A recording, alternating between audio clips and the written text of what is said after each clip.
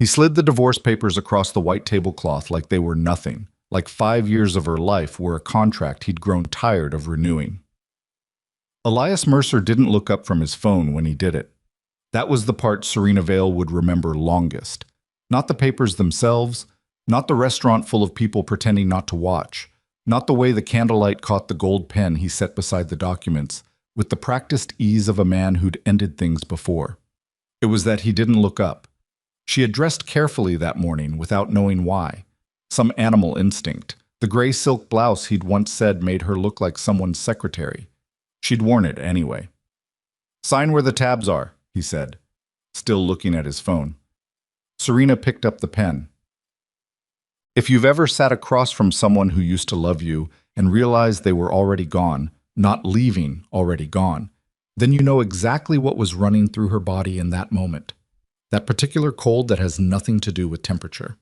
Before we go any further, if this story is hitting different, hit that like button and drop your city in the comments. I want to see how far this one travels. Subscribe if you haven't yet, because what's coming in the next 4 parts is going to shake you. Now let's go back to that restaurant, because Serena Vale just picked up that pen and the harbor outside is about to change everything. The harborside grill sat at the edge of the marina on the good side of the city, the side where the tablecloths were real linen and the wine list was a separate book. Elias had chosen it deliberately. Serena understood that now, the way she understood looking back that almost everything Elias did was deliberate in the way of a man who confused cruelty with precision. He had made the reservation for 7:30. He had told her only that they needed to talk about the marriage.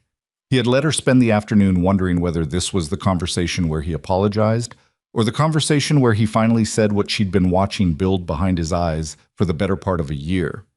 She had told herself she was prepared for either. She was not prepared for the folder. "I had the attorneys finalize everything last week," he said, still not looking at her. He was reading something on his phone, thumb scrolling with the mild absorption of a man checking sports scores. "The terms are fair. You keep the apartment contents. I'll cover your first 3 months of rent wherever you land."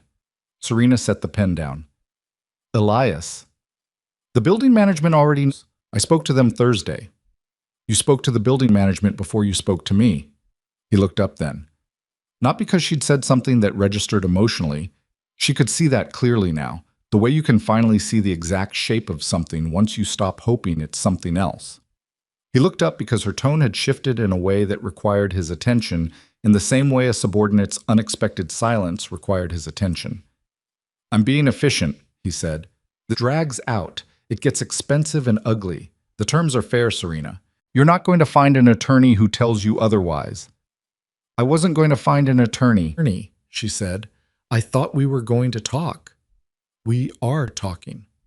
You handed me legal documents, because this is a legal situation." He set his phone down, face up, notifications still pulsing against the white tablecloth. "Look, I know this is hard, but you knew. I think on some level you've known for a long time that this wasn't working. We want different things. We've wanted different things for a while now." Serena looked at him. The careful haircut.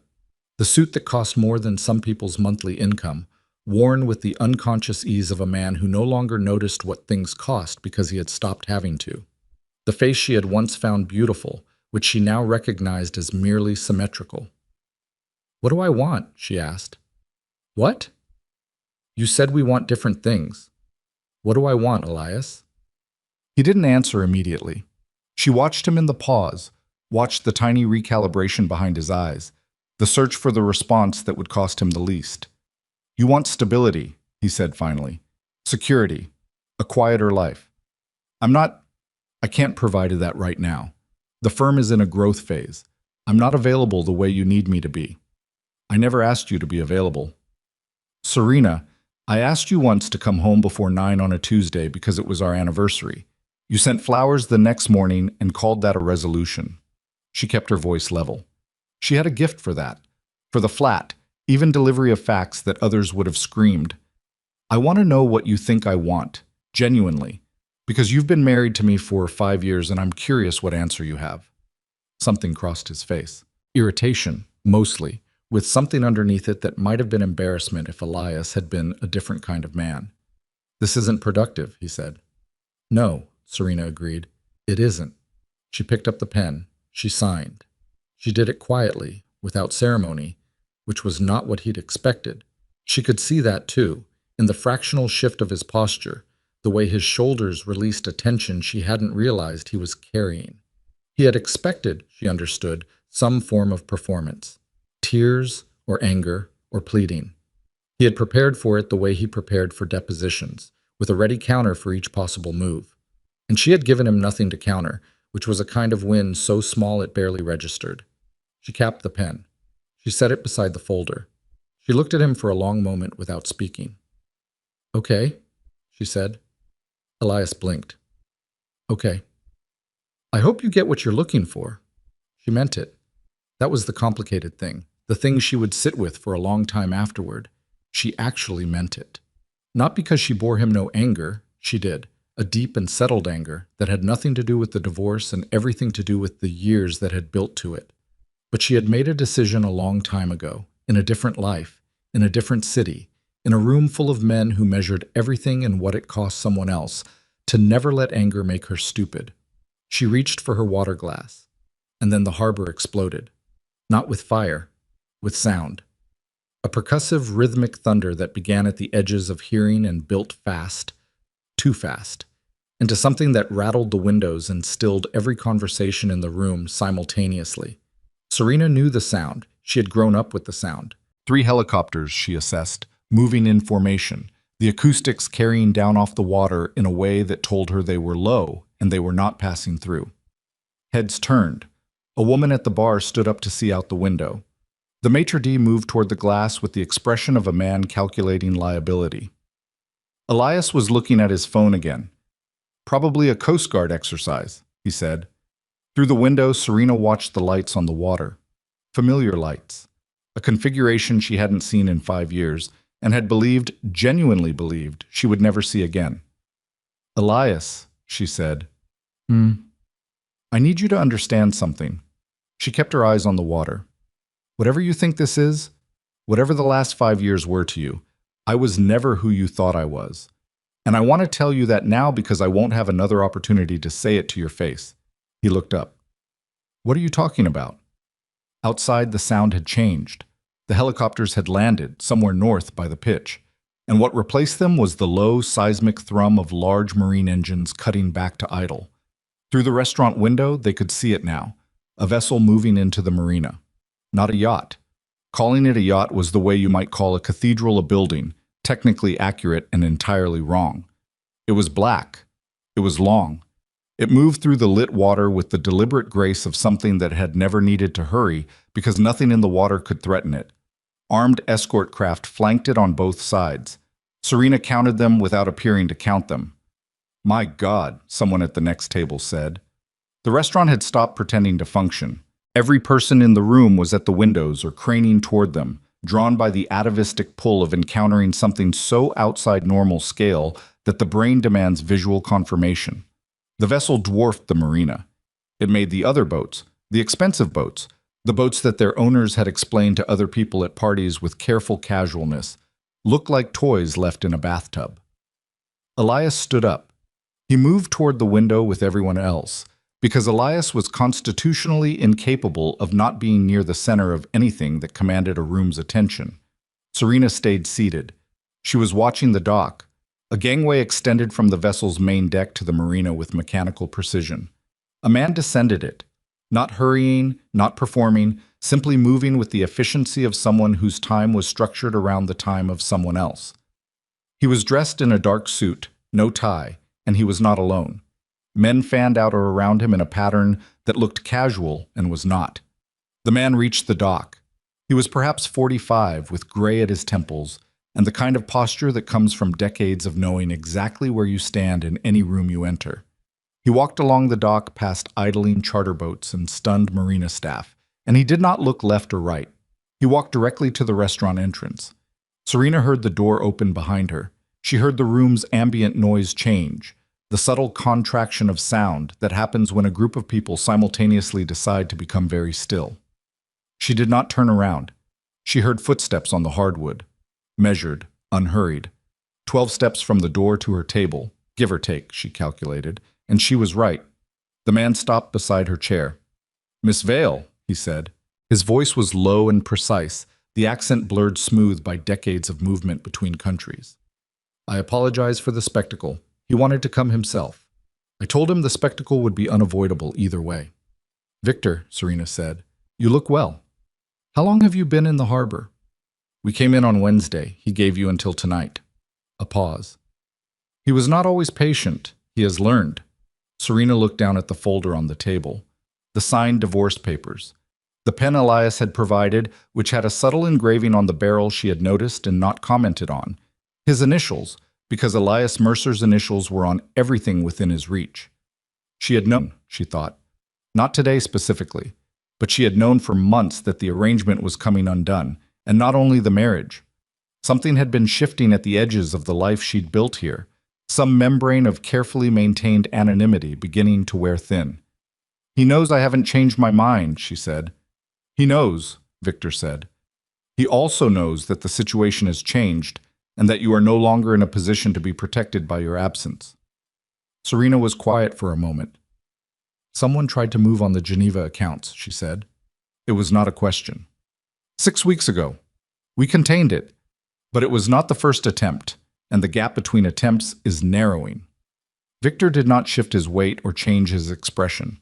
He had the quality of a man who had delivered news of all categories in his life and had learned to do it without leaking affect in either direction. "There are things you need to know, Miss Vale. Things Lorenzo has been carrying alone for too long." Elias had pushed back through the crowd. Serena heard him before she saw him, the particular velocity of his approach, the energy of a man who has been excluded from something and interprets that exclusion as an error requiring correction. "Excuse me." His voice, the courtroom voice, calibrated to project authority. "Can I help you? Who are you?" Victor looked at Elias for exactly the amount of time required to complete an assessment and did not answer. "This is my wife," Elias said. "Ex-wife," Serena said, quietly.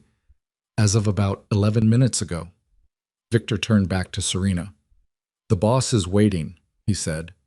The word, the specific word, the old word, the word that had followed her out of that world and across an ocean and into a life she had built with considerable effort, landed in her chest with a weight she hadn't been prepared for.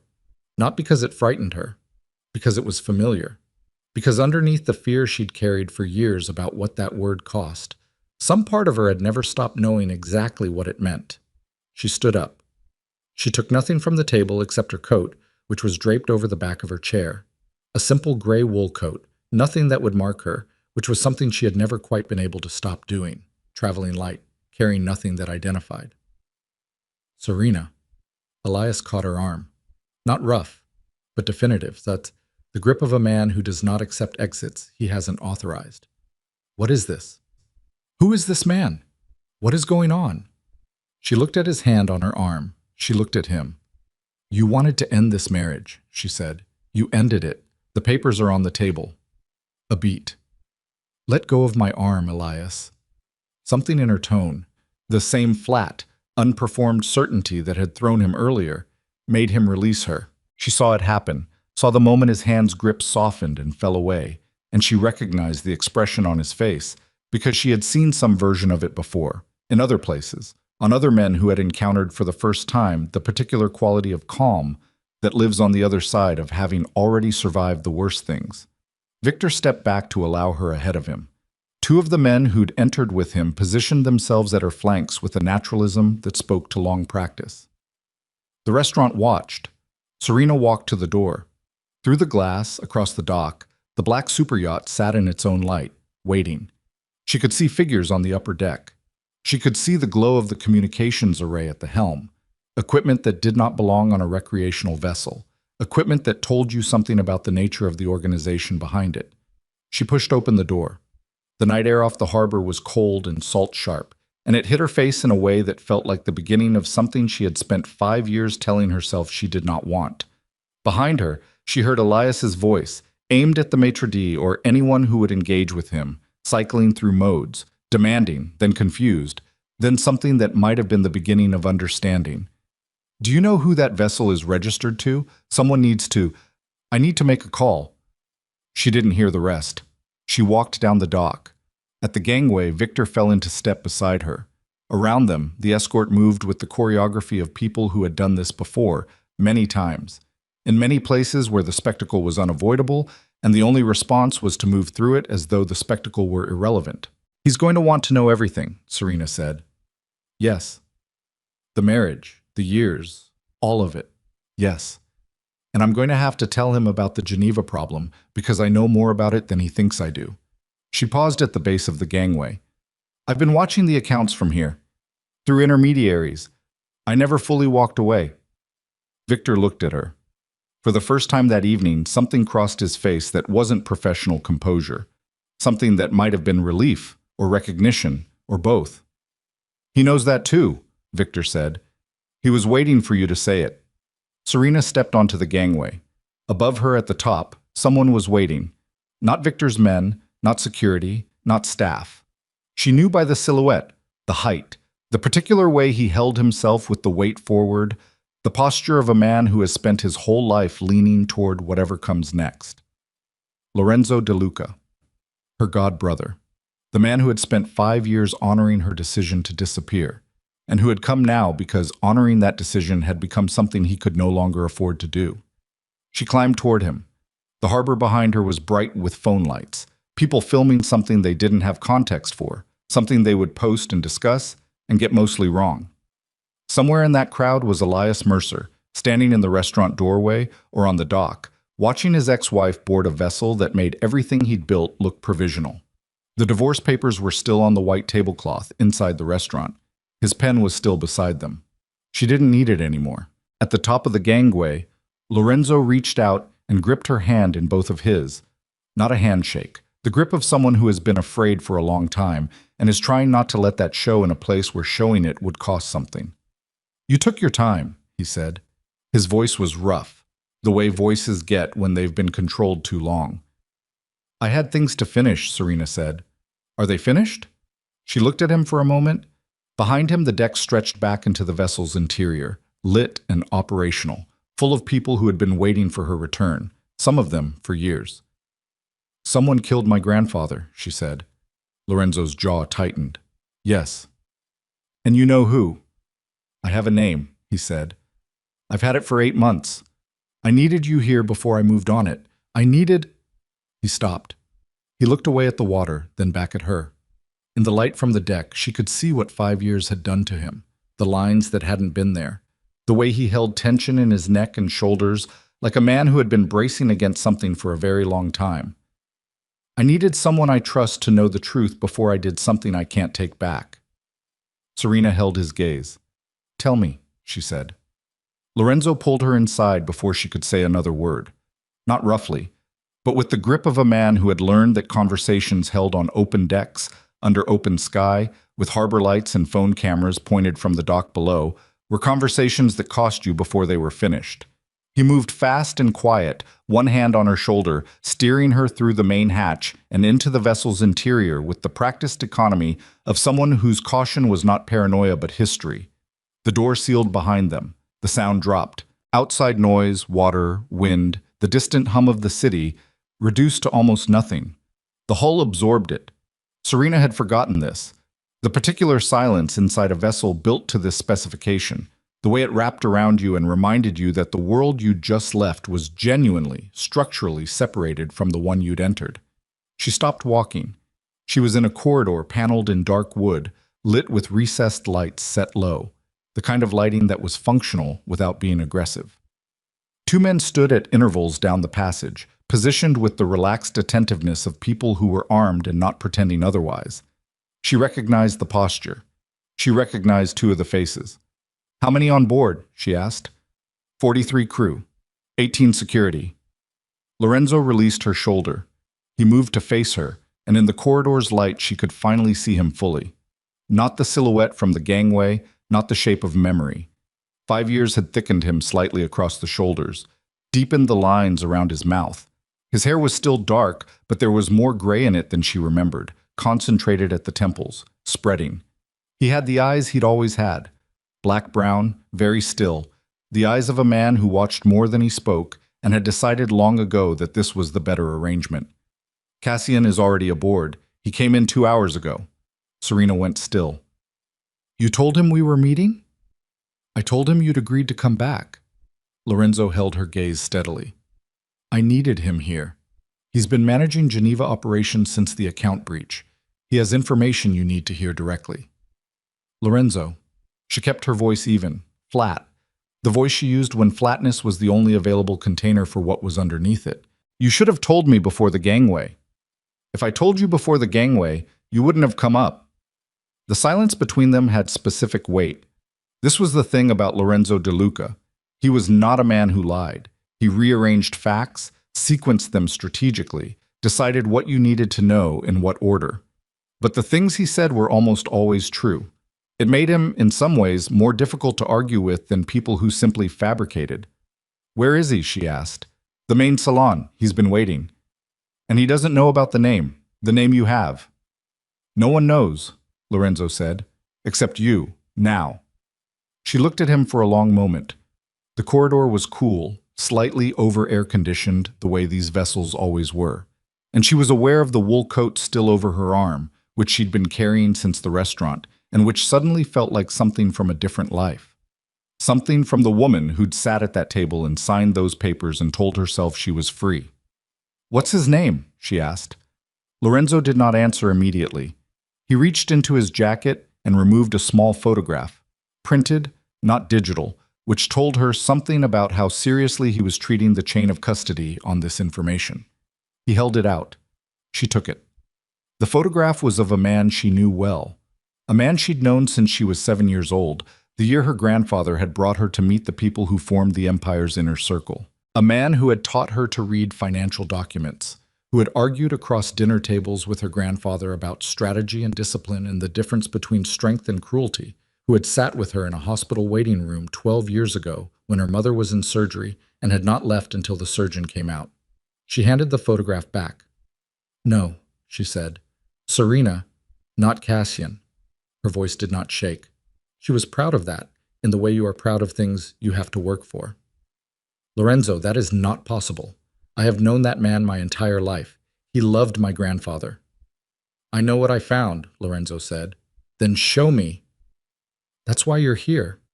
They looked at each other in the corridor, the two of them, the way they had looked at each other across distances and difficulties for 30-plus years, since before either of them fully understood what family meant or what the family they'd been born into would eventually require of them. Serena was 41, Lorenzo was 44. They had grown up in the same rooms, eaten at the same tables, buried the same people. There was between them the particular intimacy of shared grief that had never been fully processed because neither of them had been allowed the time. If you're right, Serena said, about Cassian, I know. Then he's been on this boat for 2 hours. With you. Yes. Knowing that you brought me back. Yes. And he doesn't know that you know. Lorenzo said nothing, which was his answer. Serena closed her eyes for exactly 2 seconds. When she opened them, something in her face had rearranged itself. The way faces rearrange when a person accepts a situation they cannot change and begins allocating their energy toward what they can. Then we need to be very careful in that room, she said. I know that. Because if he suspects, I know, Serena. Don't look at him the way you're looking at me right now, she said. You have grief all over your face. You need to put it somewhere else. Lorenzo's jaw tightened. He looked away, down the corridor, and she watched him do the things she'd watched him do their whole lives. The deliberate internal reorganization, the shuttering of whatever he was actually feeling into a part of himself he could seal off during business. He was good at it. He had always been good at it. She had never decided whether to admire that or grieve it. Ready? He said. No, she said. Let's go. The main salon was large enough to feel like a room in a building rather than a space on a vessel, which was its purpose. Long windows on either side, currently shuttered. A table of pale wood running the center length, surrounded by chairs that someone had arranged with intention. Not the casual scatter of a social space, but the specific geometry of a meeting. Documents on the table. Tablets. A physical map, paper, weighted flat at the corners. Cassian Moretti stood when she entered. He was 68 years old, lean in the way of men who had been lean all their lives, with white hair cut close, and a face that had always looked to Serena like the face of a man who spent a lot of time thinking and not enough time sleeping. He wore a dark suit, no tie, a white shirt with the collar open, his standard working dress, she recognized, the same in every country, every context. He had the same quality he'd always had, the quality that had made him indispensable to her grandfather, the ability to project absolute calm in any situation, a calm so complete it was almost visible, like a physical material he wrapped around himself. "Serena," he said, and the warmth in his voice was so natural, so familiar, so exactly the voice she had heard her entire life, that she felt something shift dangerously behind her sternum. She made herself cross the room. She took the hand he extended. She let him hold it between both of his. "You look like your mother," he said. "She had the same thing you have. The way she walked into a room like she already knew what was in it." "I've been told that before," Serena said. She sat down.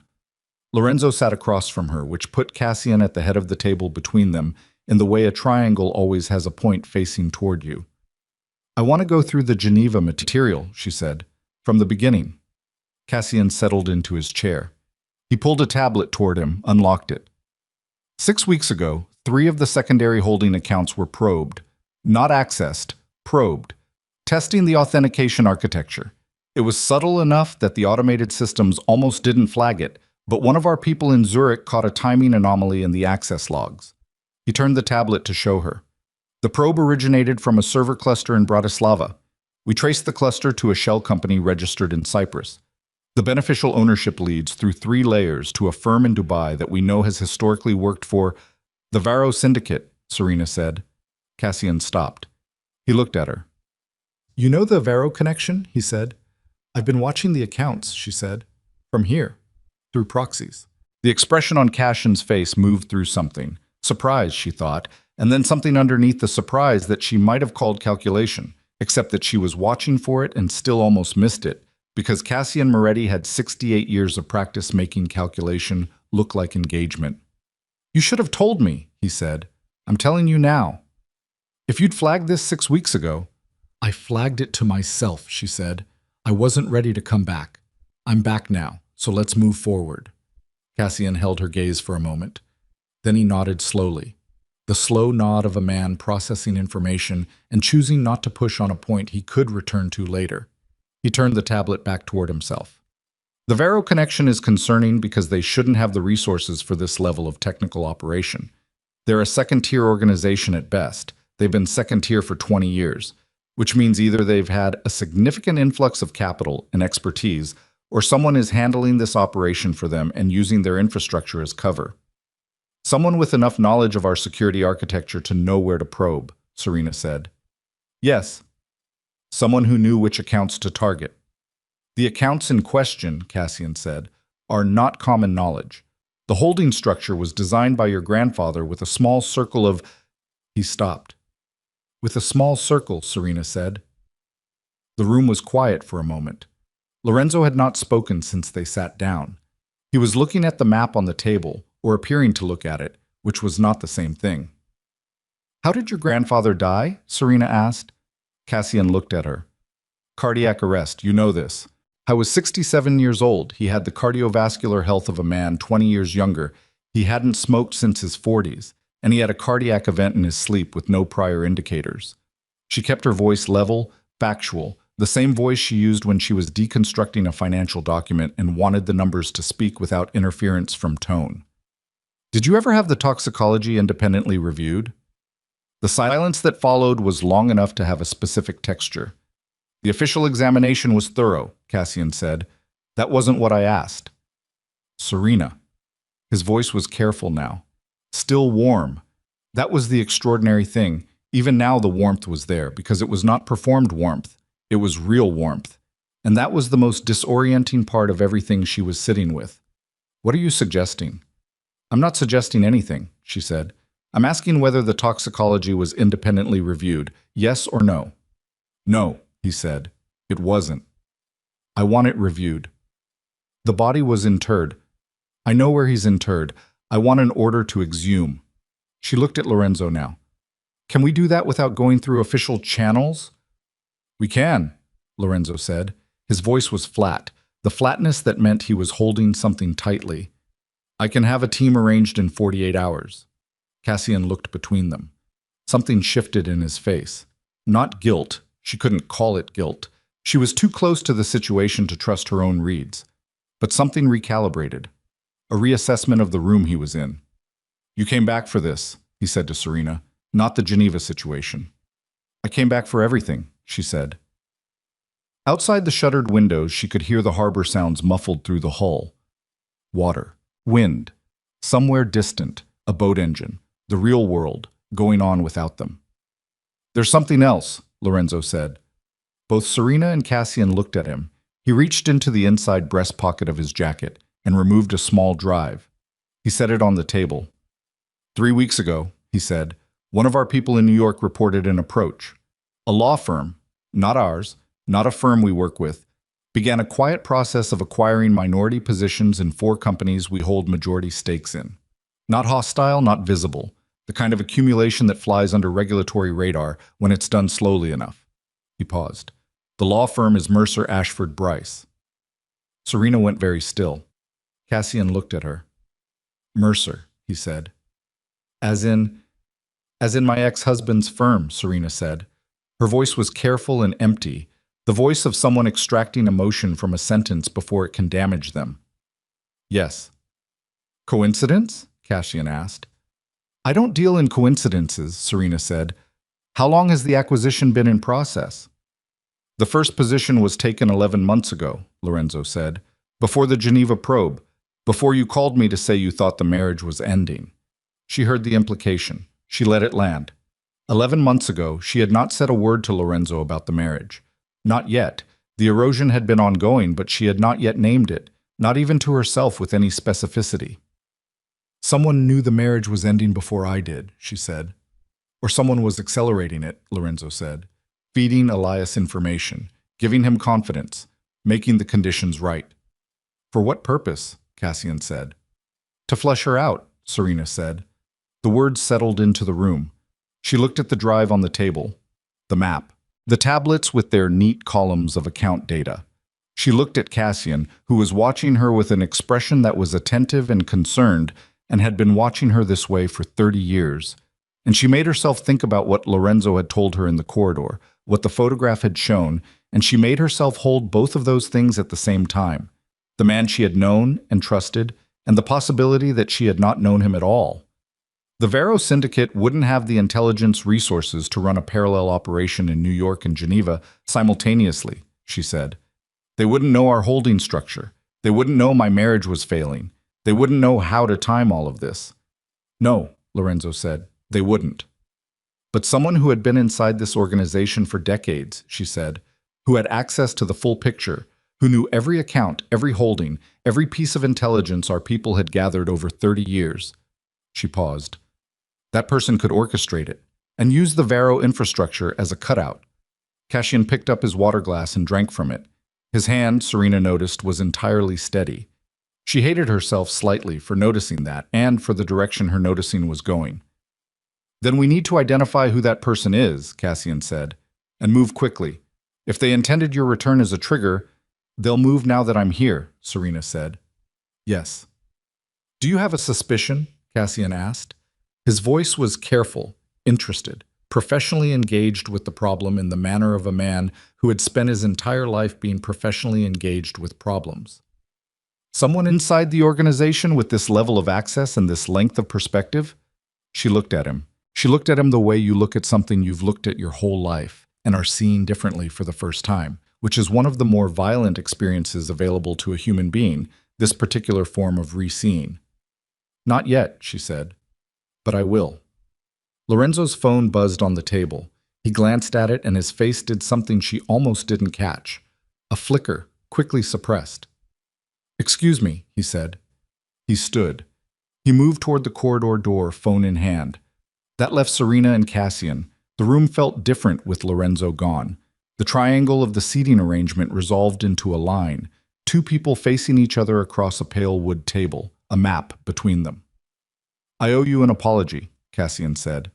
She waited, When you left, he said, I was angry with you. I didn't show it, but I was angry. Your grandfather had just died, the organization was in a difficult transition, and you chose to disappear. He turned the water glass in his hands. I thought it was weakness. I've thought that for 5 years. I'm revising that assessment. Why? She asked. Because the woman who walked into this room, he said, is not a woman who ran away. She's a woman who went somewhere she could see clearly. He paused. Whatever you've been doing from a distance, it's kept you thinking, and you came back with a perspective none of us have, because none of us left. It was so precisely what she would have wanted to hear, so exactly calibrated to the particular shape of her uncertainty, the guilt she carried about leaving, the narrative she'd needed and never gotten. She registered this. She registered it the way you register the sound of a mechanism in a room you've just decided might have a trap in it. Thank you, she said, and smiled, and the smile was real enough that she was not particularly proud of herself for it. Lorenzo returned. His face was composed, and she could see the effort it was costing him, which meant whatever the call had been was something he was controlling. We have a problem, he said. What kind? He looked at Cassian. He looked at Serena. He made a decision she could see him making. There are 2 men outside the marina, he said. They've been there for the last hour. Our street team flagged them 20 minutes ago. They're not press, and they're not police. He set his phone face up on the table. The surveillance image was grainy but sufficient. 2 men in a parked vehicle on the street above the marina, positioned with a sightline to the gangway. They work for a private contractor. The contractor has been associated in the past with operations targeting. He stopped. Targeting who? Who? Cassian said. Targeting me, Serena said. Lorenzo nodded once. She looked at the image on the phone. Then she looked at the drive he had set on the table earlier, the drive with the information about Elias's firm and the acquisition positions. They weren't watching for me to arrive, she said. They already knew I was here. They were watching to confirm. Yes, Lorenzo said, which means the people who sent them were notified when you signed the divorce papers, Lorenzo said, or before. Someone had been waiting for her to complete that process. Someone had needed her to be, legally and formally, a woman with no attachment to the life she'd built here. Someone had needed her untethered before they moved. She thought about Elias in the restaurant, the timing of the papers, the reservation made in advance, the management of the building already notified, everything handled with the efficient precision that Elias always mistook for intelligence, but was actually just the precision of a man who had been given instructions by someone smarter than him and executed them faithfully. Elias, she said. The word came out flat. How long has someone been managing him? Lorenzo's jaw tightened. Based on the acquisition timeline, at minimum 11 months. Based on when we think the approach began. The false financial intelligence, the investment introductions, the off-books meetings, possibly closer to 2 years. 2 years. She had been married to a man for the last 2 years of their marriage, while someone used him as an instrument against her family. He might not have known exactly what he was doing. He almost certainly hadn't. Elias Mercer was many things, but she did not believe he would have knowingly operated against a criminal organization. I was too intelligent for that level of stupid. He was also, she now understood, the kind of man whose ambition could be steered without his knowing it, by the right person with the right resources and the right patience. He's a liability now, she said, to whoever was running him. Yes, Lorenzo said. When they confirm I'm here and I'm engaged with the organization, he becomes a loose end, Lorenzo finished. We need to get him somewhere safe, Serena said. It surprised her, the speed at which she said it, the absence of deliberation. She looked at Lorenzo and saw that he had expected it, had been waiting for it, and she felt a brief irritation at being predictable that she set aside because there were more important things. Not because I owe him anything, because they'll kill him, and he doesn't know why. He's not going to want your protection, Cassian said. That's not relevant, Serena said. Where is he now? Lorenzo checked his phone. Our street team has eyes on him. He's still at the marina. He hasn't left. A pause. He's been sitting on the dock for the last 40 minutes. She thought about Elias sitting on a dock in the dark. She thought about the version of him she'd first known, not the man he'd become, but the man who'd been visible under that man, briefly, early on, when ambition hadn't yet crowded out everything else. She had loved that version. She had tried, for longer than was wise, to wait for it to resurface. It hadn't. That was no longer her problem. But he was still a person, and someone wanted him dead, and that was her problem, whether she wanted it to be or not. "Bring him aboard," she said. Lorenzo stared at her. "Serena, he's safer here than on that dock. Tell the street team to bringing a civilian on board while we have surveillance outside the marina." "Then move the boat first," she said. "Take us out of the harbor. Lose the surveillance. Bring him aboard when we're clear." She looked at Lorenzo with a steadiness she was working to maintain, because under the steadiness, she was extraordinarily tired. The specific exhaustion of a person who has spent years trying to live quietly and has been reminded tonight, very thoroughly, that quiet was never something they were actually allowed. "I am not making a sentimental decision. I am making a strategic one. Elias knows things about the acquisition, about the approach, about whoever has been feeding him intelligence for 2 years, that we need. He is also a point of leverage. They will use him if we don't control where he is." The room was quiet. "She's right," Cassian said. Lorenzo looked at him. Something in Lorenzo's expression tightened almost imperceptibly. "I'll give the order," Lorenzo said. His voice was even. "We'll move in 20 minutes. He left the room again. Serena sat with Cassian in the salon, the pale wood table between them, the map, the drive, the weight of everything she'd walked back into. She was aware of her heartbeat in a way she wasn't usually aware of it. Not fast, but deliberate, each beat a small separate event. Cassian refilled her water glass from the carafe on the table. He did it the way he had always done small attentive things, without drawing attention to it, without making it a gesture, just quietly making the practical situation slightly better. She thought about who he was, the 68 years of him, the man who had argued her grandfather down from decisions that would have destroyed the organization twice. The man who had once told her, when she was 17 and furious about something she couldn't now remember, that power wasn't what you did when you were certain. It was what you did when you weren't. She thought about the photograph Lorenzo had showed her in the corridor.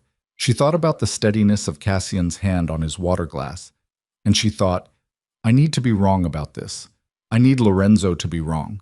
Because if Cassian Moretti orchestrated her grandfather's death and has been sitting at this table for the last hour, with his carefully calibrated warmth and his precise, useful reassurances, then the organization has a wound at its core that has been bleeding for years.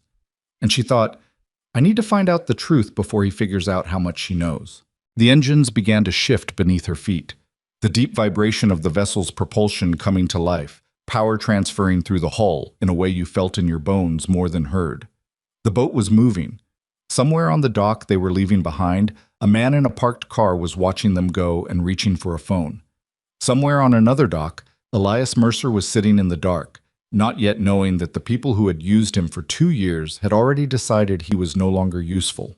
And somewhere in this vessel, in the communications room or the security station or one of the private cabins, someone was already making arrangements that Serena Vale had not authorized and would not have approved. She could feel it, not see it, not name it yet, but feel it the way you feel weather changing before the first visible sign, the drop in pressure, the particular quality of stillness that comes before something breaks. She picked up the drive from the table. She turned it in her fingers. Tell me everything you know about the Vero Syndicate's current leadership, she said to Cassian. Who runs them now? Who replaced Dominic Vero after he died? Cassian folded his hands on the table. A man named Petrov, he said. Ukrainian. Came up through contract security work, European operations. He paused. He's not particularly sophisticated. As I said, Vero is second tier. The interesting question is who's directing him.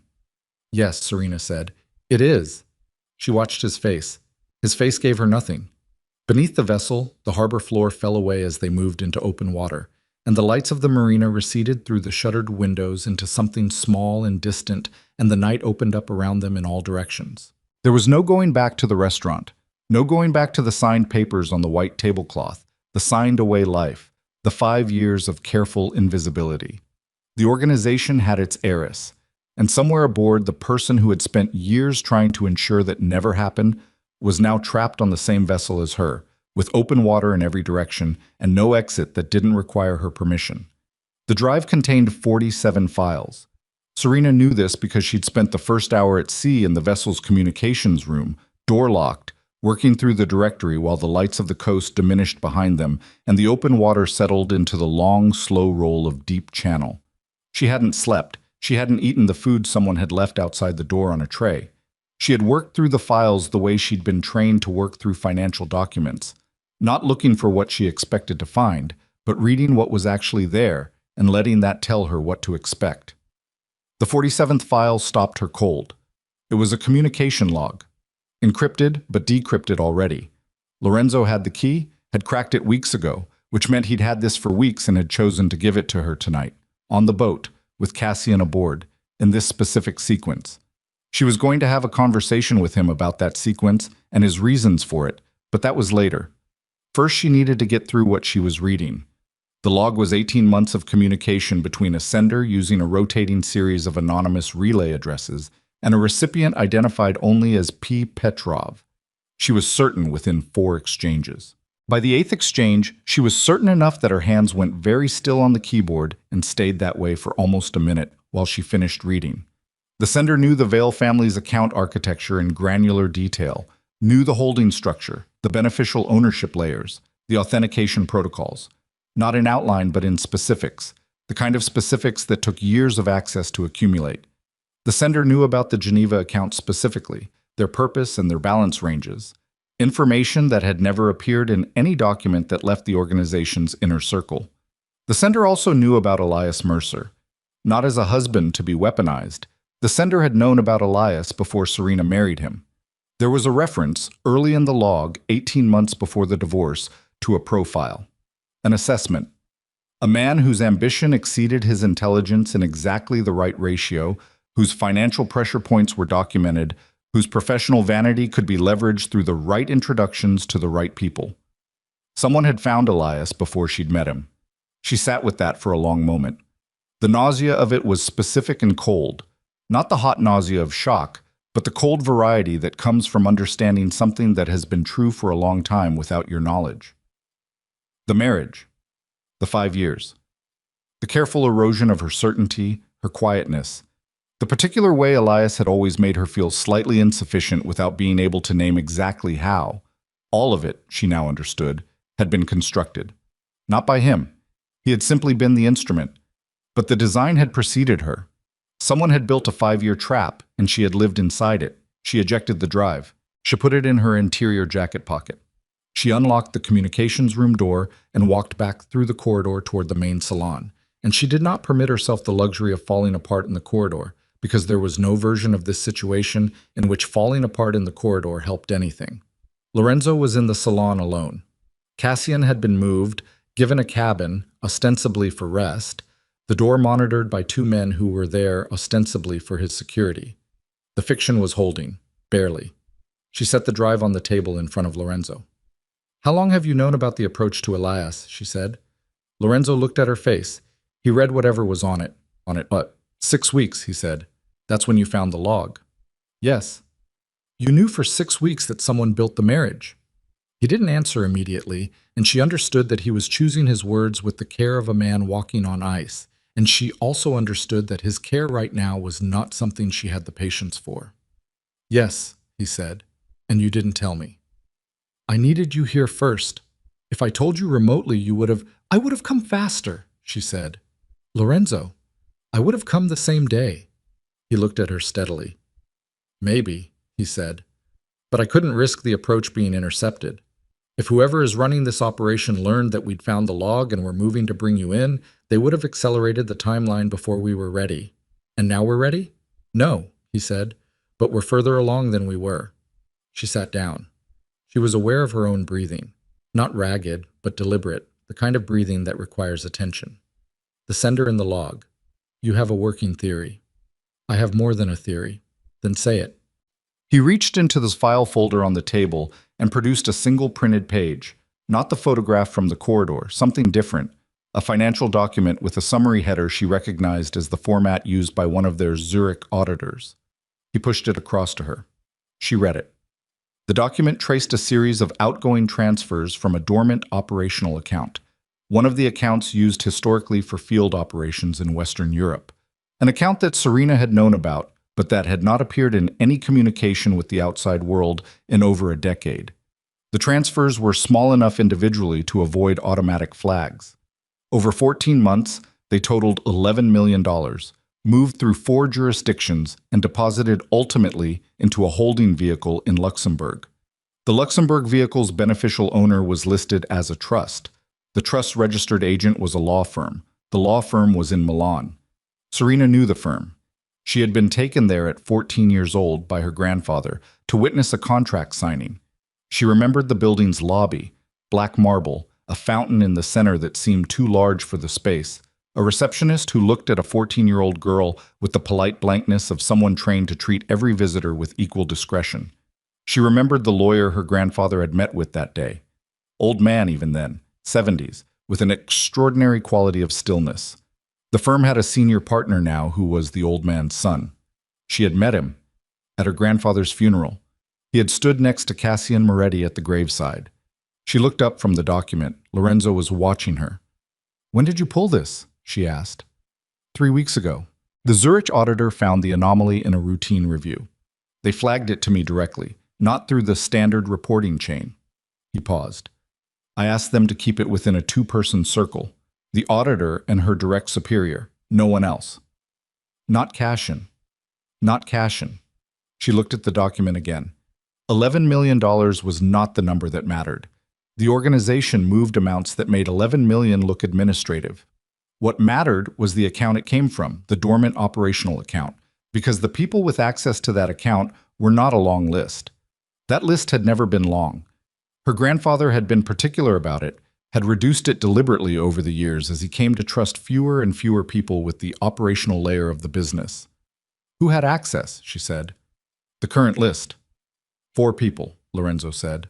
Myself. You. Theoretically, your access was never formally revoked when you left, which was an oversight we should discuss. The account administrator in Zurich, who is the auditor's superior, and who has been with us for 19 years with a completely clean record. He stopped. And the 4th, Serena said. Cassian, Lorenzo said. She put the document face down on the table. She pressed her palms flat on the surface. Outside, the sea was dark, and the vessel moved through it with its steady diesel patience. And inside the salon, the air conditioning made its low white noise. And Serena Vale sat with the understanding that the man who had taught her to read financial documents had spent 14 months systematically draining an account to fund the operation that had killed her grandfather, destroyed her marriage, and driven her into 5 years of voluntary exile. He'll know by morning, she said, that I've read the files. Possibly sooner. He's careful. How many people on this vessel are his? The question landed in the room and sat there. Lorenzo's jaw tightened fractionally. I've been trying to determine that, he said. I believe 3 of the security team have been financially compromised. I can't confirm a 4th. The crew is clean. The crew doesn't have enough organizational access to be useful to him, so there was no incentive to approach them. 3 compromised security personnel on a vessel with 18 security. Yes. Do you know which 3? 2 with certainty. 1 I suspect but haven't confirmed. She looked at him. And Cassian doesn't know that you know any of this. He's been behaving as though he doesn't, but Cassian is very good at behaving. She thought about the salon, an hour ago, Cassian refilling her water glass. The steadiness of his hand, the precisely calibrated warmth in his voice, 68 years old and not one visible crack. Is it possible, she said carefully, that someone else is using Cassian's access without his knowledge? That his credentials were… No, Lorenzo said. The word was flat and final. The log contains references that only Cassian could have written. Contextual knowledge about your grandfather that no one else alive possesses. Details about the internal disputes of the last 5 years that existed only in verbal conversations between Cassian and myself. His voice didn't change. It was the voice of a man delivering a verdict he'd spent months reaching and no longer had any energy to dispute. He killed your grandfather, Serena, and he spent 5 years waiting for you to either stay gone or come back on his terms. When you came back on yours tonight, with the organization intact behind you. He stopped. He became the problem, she said. He's been the problem for 5 years. Tonight is when it becomes something we have to resolve. She stood up. She walked to the window, still shuddered, the metal louvers closed against the darkness. And then she turned back because looking at a closed window wasn't useful. "Elias," she said. "Where is he?" "The street team picked him up from the dock 40 minutes ago. He's in a vehicle, headed to a secondary location we keep outside the city. He doesn't know why he's being moved. He's been—" a pause. "Resistant. I need to talk to him. Serena, he knows things he doesn't know he knows. 2 years of contact with whoever was running him. Introductions, meetings, financial arrangements, people whose faces he's seen. He's a witness who doesn't know what he witnessed." She looked at Lorenzo with the directness that had always been her most effective instrument, the refusal to look elsewhere when the answer was in front of her. "I need 2 hours with him. He's not going to cooperate with you specifically. That's my problem. He's also currently under the impression that you arranged to have him followed from a restaurant by a criminal organization, which from his perspective tonight is not an inaccurate characterization of events." "Then I'll explain the accurate characterization," she said. "Where is Cassian now?" "Cabin 7, 2 men outside the door." "Both of them yours?" A beat. "Yes." "Keep him there. Don't tell him about the drive. Don't tell him about the auditor's report. I need—" She stopped.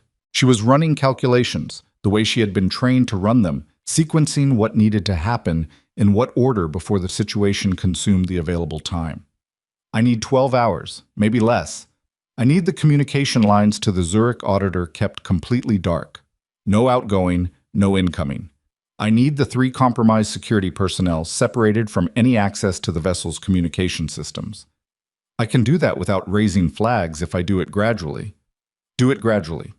And I need someone to pull everything we have on Petrov's current operation in Europe. Physical locations, assets, personnel. If Cassian has been directing the Varo Syndicate, there will be a point of contact. A handler below Cassian, someone who actually interfaced with Petrov's people. That person is our path to evidence that will hold." Lorenzo picked up the drive from the table. He turned it in his fingers.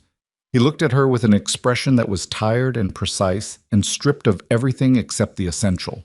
The look of a man who had been carrying something for a very long time and was finally able to set part of it down. "What do you need from me?" he said.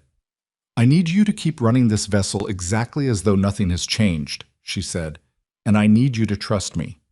I've always trusted you." "You held back the log for 6 weeks," she said. He didn't flinch. "I had to be certain you'd come back in a state to use it, not in a state to react." He held her gaze. "I was protecting you." "I know," she said. "You can stop now." She left the salon. The corridor outside was dim, the ship's night lighting, amber and low.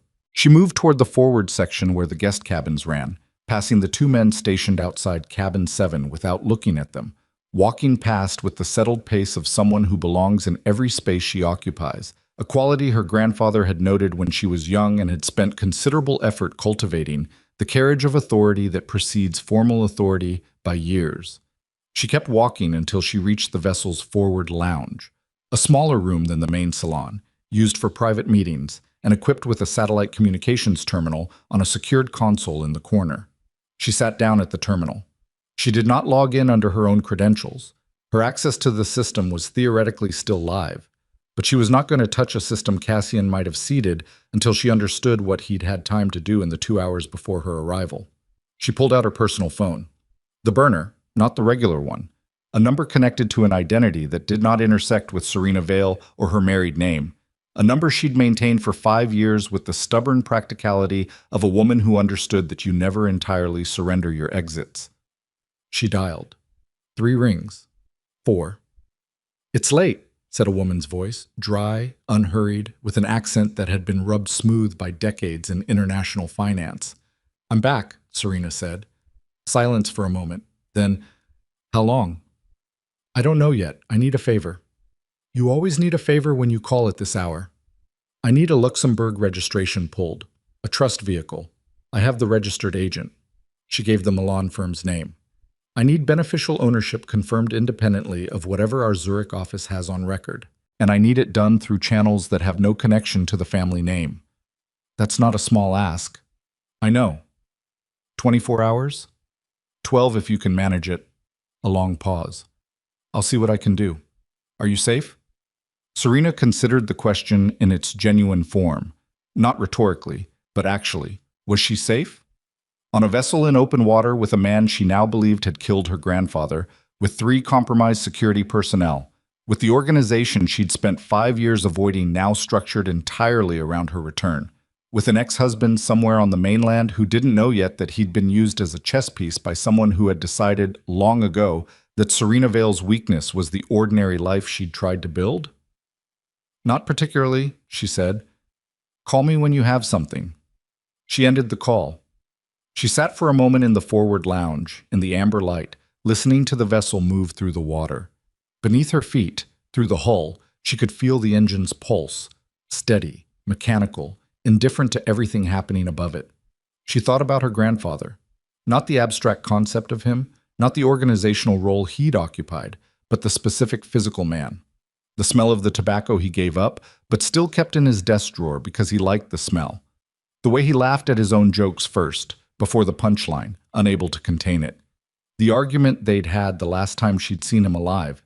She had told him she was leaving, that she was done, that she could not continue in this life, and he had looked at her for a long moment without speaking, and then said, very quietly, that he understood, and that he would miss her, and that she should go before she couldn't anymore. Had he known then? Had he known, or suspected, that someone inside the circle was working against him, and had he sent her away not out of acceptance, but out of protection? She was never going to be able to ask him. The thought arrived without softness, and she let it arrive that way, without the cushioning she might once have reached for. The door to the forward lounge opened. She turned. It was not who she expected.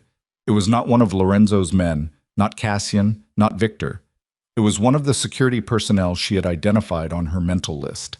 A man named Drazen, broad-shouldered, with a face that had been rearranged by violence at some point in his past, one ear slightly lower than the other.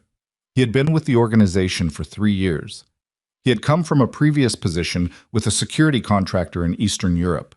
He was one of the 2 that Lorenzo had identified with certainty. He had a phone in his hand. "Miss Vale," he said. His voice was careful. "I'm sorry to disturb you." "What do you need, Drazen?" He looked at the phone in his hand. He looked at her. She watched his face with the absolute attention she reserved for moments where the content of a face mattered more than the content of words. "There's been a development," he said. "Mr. DeLuca asked me to inform you personally." "Then why didn't Mr. DeLuca call me himself?" Drazen's eyes moved, fractionally, briefly, to the communication terminal in the corner, then back to her face. "The communication systems have been briefly restricted," he said, "a security precaution." She went very still inside. Outside, she kept her body exactly as it was, hands in her lap, spine straight, face arranged in the expression of mild attention she'd been wearing. The communication systems had been restricted. Lorenzo had told her he was going to do exactly that, gradually, without raising flags, separating the compromised personnel from system access.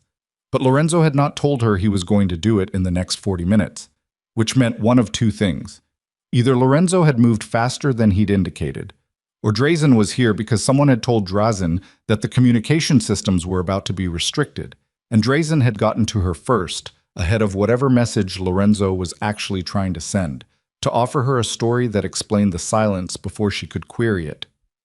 "What's the development?" she said. "A boat has been following us," Drazen said, "since we left the harbor. Our radar picked it up 20 minutes ago. Fast-moving, running dark. Mr. DeLuca has asked everyone to remain in their current locations while we assess." "A boat following us," she repeated. "Yes, Miss Vale. And Mr. DeLuca wants me to stay in this room. As a precaution." She looked at him. He met her eyes with the practiced composure of a man who had rehearsed this conversation, who had decided on the correct expression and was wearing it with confidence. She stood up. "Thank you, Drazen," she said. "I'll go find Mr. DeLuca myself." He shifted his weight, just slightly, 1 foot repositioning the body's unconscious response to a situation deviating from the plan. He did specifically ask, "I heard you," she said. "You can escort me if you'd like." He was not going to physically stop her. They both knew that. Whatever had been decided, stopping her physically in a corridor of a vessel full of Lorenzo's people was not in any plan Drazen would have been given. His function here was delay and misdirection, not force. She walked past him and into the corridor. She moved fast once she was past him. Not running, but the kind of walk that covers ground. Back toward the main salon, past it, toward the security station amidships, where the communications console and the vessel's monitoring systems were centralized. She could hear Drazen behind her, keeping pace. She reached the security station and pushed the door open. Lorenzo was inside. He was at the monitoring console with Victor, both of them looking at a radar screen. He turned when she entered and she read his face instantly. Not alarm exactly, but the heightened attention of a situation that was developing faster than anticipated. "Drazen told you about the boat?" he said. "Drazen told me a story," she said. "Is there a boat?" "Yes." Lorenzo pointed at the radar display. A contact on the screen positioned at the edge of the display's range, moving at speed on a parallel course. It's been maintaining distance for the last 18 minutes. It's not Coast Guard. Wrong speed profile, wrong pattern. It's a fast interceptor. Private. Who sent it? We're working on that. She looked at the display. At the contact on the screen. At the distance between the contact and the blinking center point of the display that represented the vessel they were standing in. "Elias," she said. "Where is he right now?" "Still in the vehicle. They're 30 minutes out from the secondary location." "Turn them around," she said. "Bring him here." "There's a boat following us. There's a boat following us because someone signaled from this vessel that we'd left the harbor. Bringing Elias here doesn't change the threat.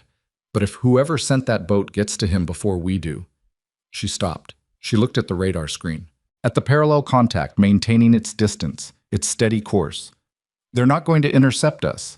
They can't board a vessel with our security profile without a major operation, and they didn't have time to assemble one. They're tracking. They're confirming our position and our heading. When they have what they need, they'll break off and relay the information." "To who?" "To whoever is waiting for Elias to become accessible," she said. "The vehicle he's in. Does whoever sent this boat know about the secondary location?" Lorenzo looked at Victor. Victor's face was very controlled. "It's possible," he said carefully. "If the compromised personnel had access to operational planning. If they had access to the vehicle routing," Serena said, "then the secondary location is already known." She turned back to Lorenzo. "Call the vehicle. Tell them to change course. Don't give them a new destination yet. Just get them off the pre-planned route." She pulled out the burner phone. "I need to reach Elias directly. Give me the vehicle's number." Lorenzo gave it to her. She dialed. 4 rings. 5. A man's voice. Not Elias, the driver, short and cautious. "Yes." "Change your route," she said. "Right now. Take the next available turn and call me back from a different line in 10 minutes. A pause. "Who is this?" "Tell Elias it's his ex-wife," she said. "He'll cooperate." She hung up. She looked at the radar screen again. The contact was still there, steady on its parallel course, keeping distance, keeping pace. Patient. Well-funded, to afford a fast boat and the personnel and the patience to run a maritime surveillance operation on a vessel this size. "The boat appeared 18 minutes after we left the harbor," she said. "Drazen was in the corridor outside the forward lounge approximately 25 minutes after we left the harbor." Lorenzo looked at her. "He was reporting my location to someone," she said, confirming I was isolated from the main group before the communication restriction. They wanted a window. She thought about what would have happened if she'd stayed in the forward lounge. If she'd let Drazen keep her there with his story about security precautions and boats in the dark, while someone, Cashin, or someone acting on Cashin's orders, did something aboard this vessel in that window. "I need you to check on cabin 7, she said. "Right now." Lorenzo moved. He was out of the security station fast, Victor behind him, and Serena was right behind both of them, back through the corridor at a controlled run, back toward the guest cabins, toward the amber light and the 2 men who should have been outside cabin 7's door. The corridor was empty. Lorenzo stopped. Serena looked at the door to cabin 7. It was standing slightly open, not thrown open, not visibly damaged, just ajar by 2 or 3 inches, the kind of gap that means something was interrupted rather than completed. Lorenzo pushed it open. The cabin was empty. The bed undisturbed. The small desk empty. The narrow window, this far down in the vessel, a porthole rather than a window, was dogged shut, locked from the inside. On the floor near the porthole, a single shoe. Not Cassian's shoe. One of the security team's shoes, a heavy black boot, the standard issue worn by all of Lorenzo's men. She looked at it.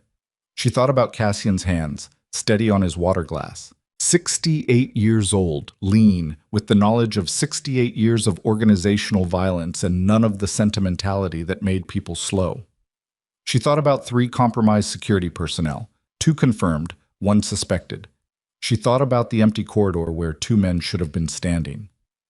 He knew, she said.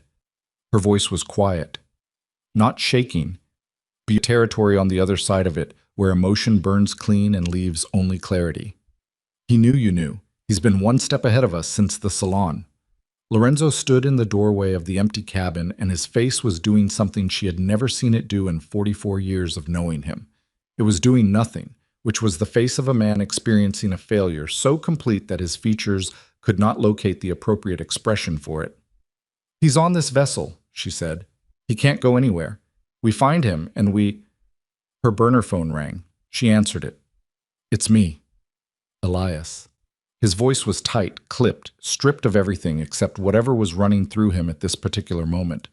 The driver changed course, like you said. I don't know where we are. Some industrial area. The driver won't tell me. You want to tell me what the hell is happening? Listen to me very carefully, she said. There is a man who has been feeding you information for approximately 2 years. Introductions, investment opportunities, intelligence about your firm's competition. I need you to tell me his name. Silence. Elias. His name. I don't know what You know exactly what I'm talking about, she said. You didn't build what you built in the last 2 years without help, and you know where the help came from. I'm not asking whether you knew what you were involved in. I'm telling you that the man who helped you has decided you are a liability and has most likely already given instructions to have you killed. She kept her voice level, flat, the same voice she'd used at the restaurant when she'd told him to let go of her arm. His name. The silence on the other end of the line was the silence of a man whose self-image was colliding very hard with a reality he'd been building walls against. Moretti, Elias said. The word came out rough, like something dragged. His name is Cassian Moretti. He said he was a business consultant with European connections. He said, a pause. He said he'd known your family. He did know my family, Serena said. Serena, he also killed my grandfather. And tonight he has disappeared from a locked cabin on this vessel. And I need you to understand that the people who have been driving you are not taking you somewhere safe. They are taking you somewhere convenient. She looked at Lorenzo. Put the driver on. A shuffling, then the driver's voice. Yes. Your name, she said. A pause. Renko. Renko. Who gave you your assignment tonight? A longer pause. The kind of pause that contains a calculation. Mr. Victor, the man said. Victor, who was standing 6 feet away from her in the corridor outside an empty cabin. She looked at Victor. Victor's face was arranged in the expression of a man listening carefully to a developing situation. His hands were at his sides. His body language was composed and professional. He met her gaze with the direct attentiveness of a man who had been Lorenzo's most trusted operative for 11 years, and who had, possibly, been something else entirely for a portion of those 11 years. Victor was the 3rd compromised security personnel. She looked at the phone in her hand. She looked at Victor. She said into the phone very clearly, Renko, do not stop this vehicle for any reason. Drive until I call you again. If anyone in that vehicle tells you to stop, you don't stop. She ended the call. She looked at Lorenzo. Lorenzo was looking at Victor. The corridor was narrow, and the 3 of them were in it, and the vessel was moving through dark water. And somewhere aboard, a 68-year-old man who had killed her grandfather and dismantled her marriage and spent 5 years waiting to force her to her knees was moving through the same ship, free, with 3 fewer obstacles between him and whatever he had decided to do next. Victor moved first, not toward a weapon. He was too experienced to make that kind of obvious committed error. He moved toward the corridor junction, the turn that led toward the vessel's secondary access points, the service passages that ran parallel to the main corridors. Lorenzo caught him by the collar with one hand.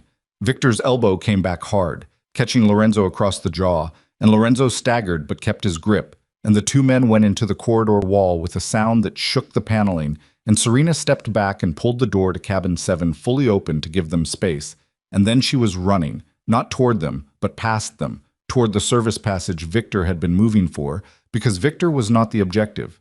Cassian was the objective. And Cassian had known about the service passages, had known about the vessel's layout, because Cassian had been aboard this vessel multiple times in the last 5 years, and had spent those visits the way he spent all his time in any operational environment, learning the architecture of the space with the patience of a man who understood that architecture was survival.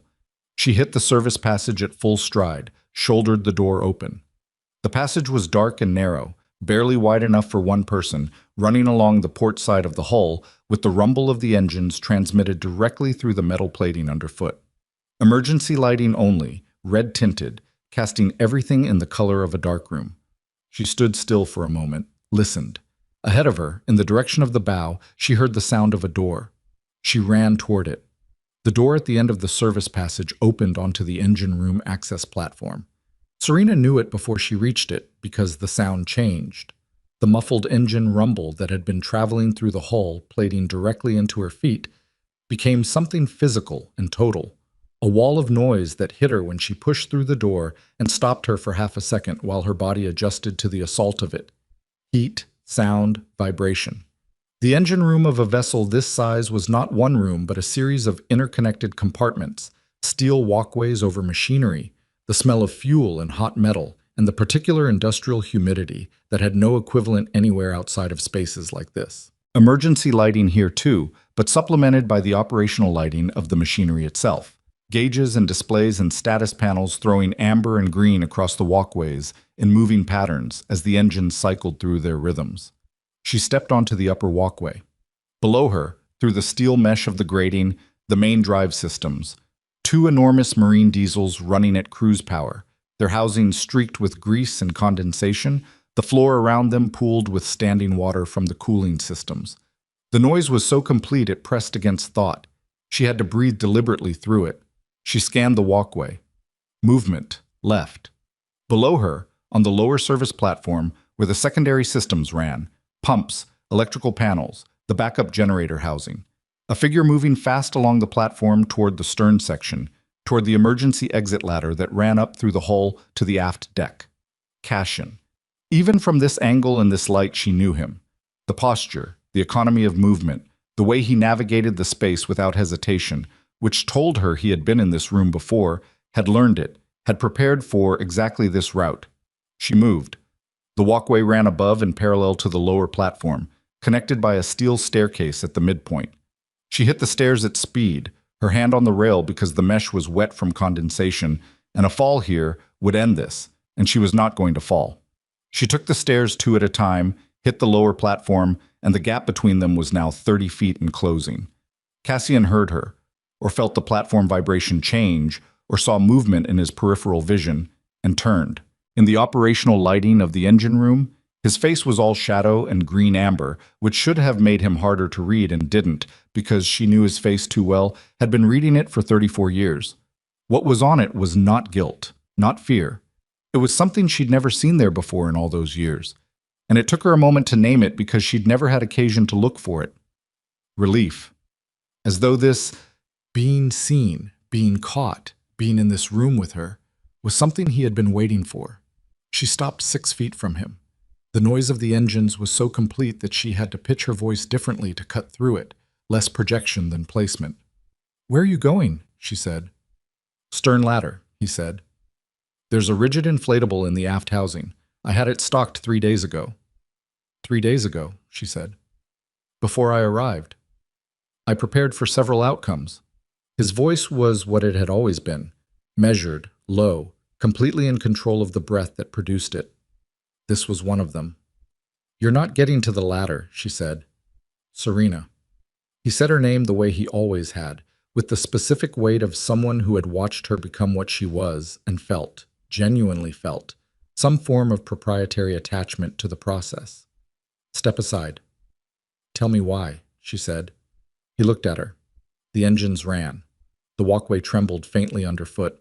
Water dripped somewhere in the machinery below with the irregular rhythm of something that was not quite broken. Your grandfather was going to destroy everything we built, he said. Everything. 40 years of work. He had decided in the last year of his life to dismantle the organization. Not transition it, not restructure it, dismantle. Liquidate the assets, scatter the people, burn the infrastructure.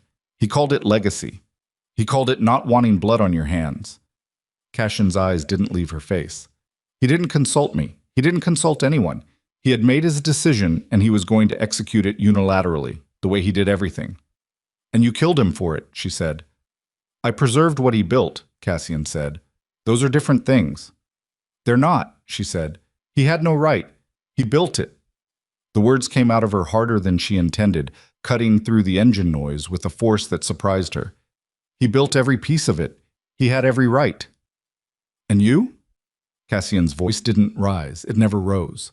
You ran away from it. You spent 5 years pretending to be ordinary while his legacy sat without an heir, and every wolf in Europe tested its fences. Do you know how many times in 5 years I held this organization together through things I should not have had to hold alone? His jaw tightened. The first crack. The first visible pressure. I did not destroy your grandfather. I continued his life's work after he lost his nerve. You manipulated my marriage, she said. You found Elias before I did. You engineered the introduction. A pause. Yes. Why? Because you needed to fail, he said. It came out flat and certain, the delivery of a man stating something he had concluded long ago and made peace with. You needed to try the ordinary life and have it collapse, because until it collapsed, you were never coming back, and the organization needed you back, and I needed... He stopped. Something moved in his face. You needed me compromised, she said. You needed me to come back damaged and raw and grieving a marriage so that I would need your guidance, so that you would continue to be the person holding the center. He didn't answer.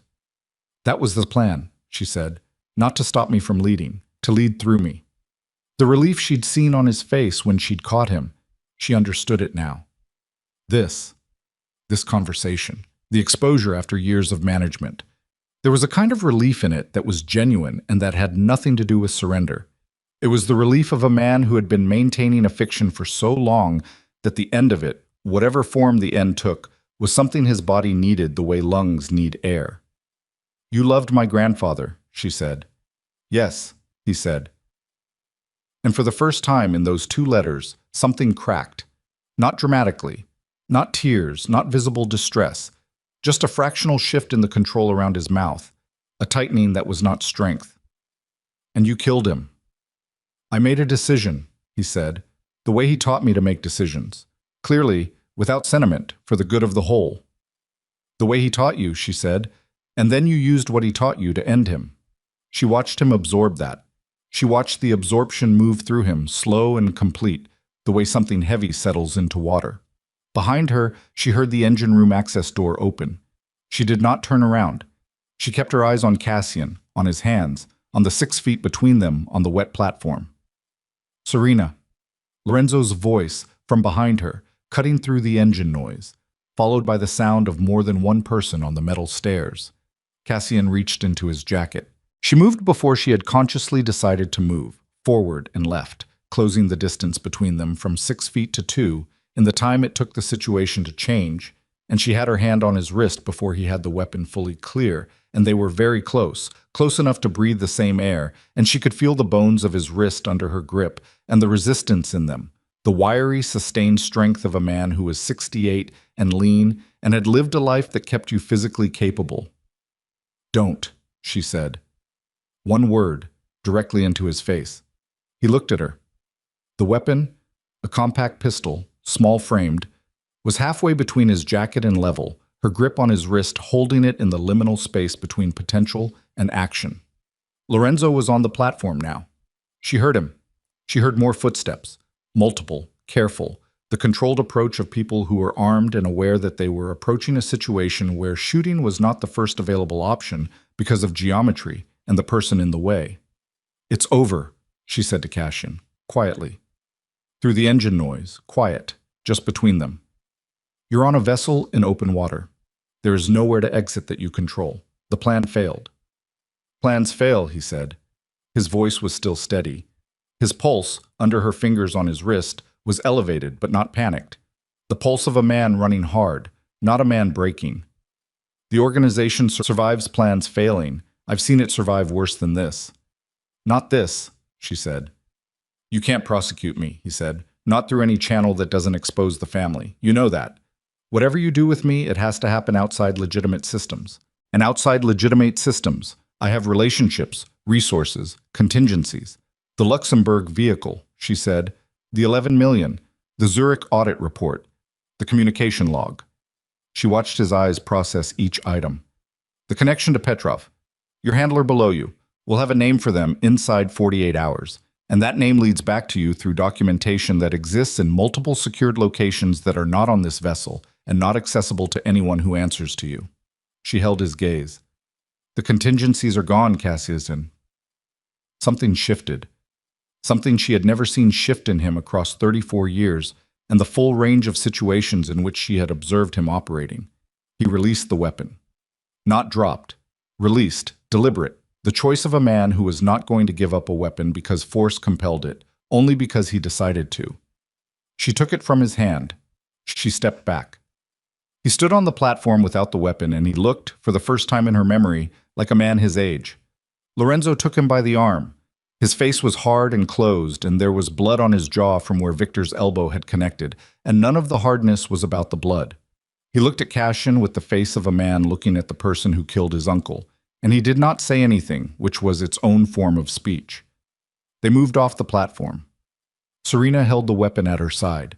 She stood in the engine room for a moment alone, the engines running underneath and around her, the heat and noise and the standing water, and the equipment displays cycling through their steady operational rhythms, indifferent to everything above them. Her hand was not shaking. She noted this with the detached precision she applied to things about herself that she wasn't sure were good signs.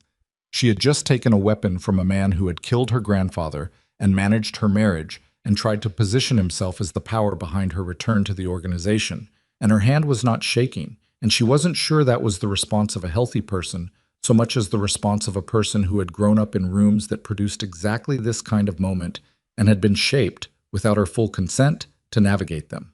She followed them out. The vessel's main salon had been converted, in the 40 minutes she'd been in the service passage and engine room, into something closer to a command center. 3 of Lorenzo's confirmed loyal security team at the communications console.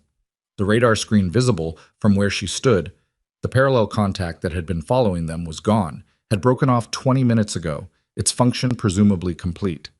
2 men stood outside the closed salon door that now, from the inside, had Cassian Moretti seated at the pale wood table with his hands visible on the surface, and his face wearing the arrangement of a man who had decided that the next phase required patience. Victor was somewhere being handled. She didn't ask for specifics. She sat down across from Cassian. Lorenzo stood at the far end of the table, arms crossed, saying nothing. The Vero handler, she said. The person below you who interfaced with Petrov. I told you we'll have a name in 48 hours. That's true. I'd rather have it in 48 minutes. Cassian looked at her. There's nothing left to protect, she said. The Luxembourg vehicle is going to be unwound. The accounts are going to be frozen. Petrov is going to be approached independently of anything you tell me, and when he's approached, he's going to give up every name he has, because that is what Petrov's type does when the organization above them dissolves. She set the pistol on the table, not as a threat. She pushed it to the side, away from both of them, because she wanted him to understand that this was not a conversation happening under that kind of pressure. I'm asking you to give me the name because it closes something faster. Because it means the people Petrov has been running in New York and Geneva can be identified and contained before they do something that costs someone who doesn't deserve the cost. That's the only reason I'm asking. Cassian looked at the table, at his hands on it. Her name is Adara Sen, he said. She operates out of Vienna. She has a commercial import business as cover. She's been the interface to Petrov for 14 months. Contact information. He gave it, a phone number, an address, a name of a business. He gave it in the flat recitative of a man clearing a desk, not cooperating exactly, but concluding. Why did you keep the shoe? She said. He looked up. In the cabin, she said. One of your security contact's boots. You left it. Why? He held her gaze for a moment. I didn't leave it intentionally, he said. He struggled more than I expected. She didn't ask what that meant specifically. She filed it. Her burner phone rang. She stepped away from the table to answer it.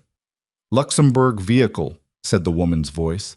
Dry, precise, the voice of her financial contact who had once described herself as the most expensive person Serena had never formally hired.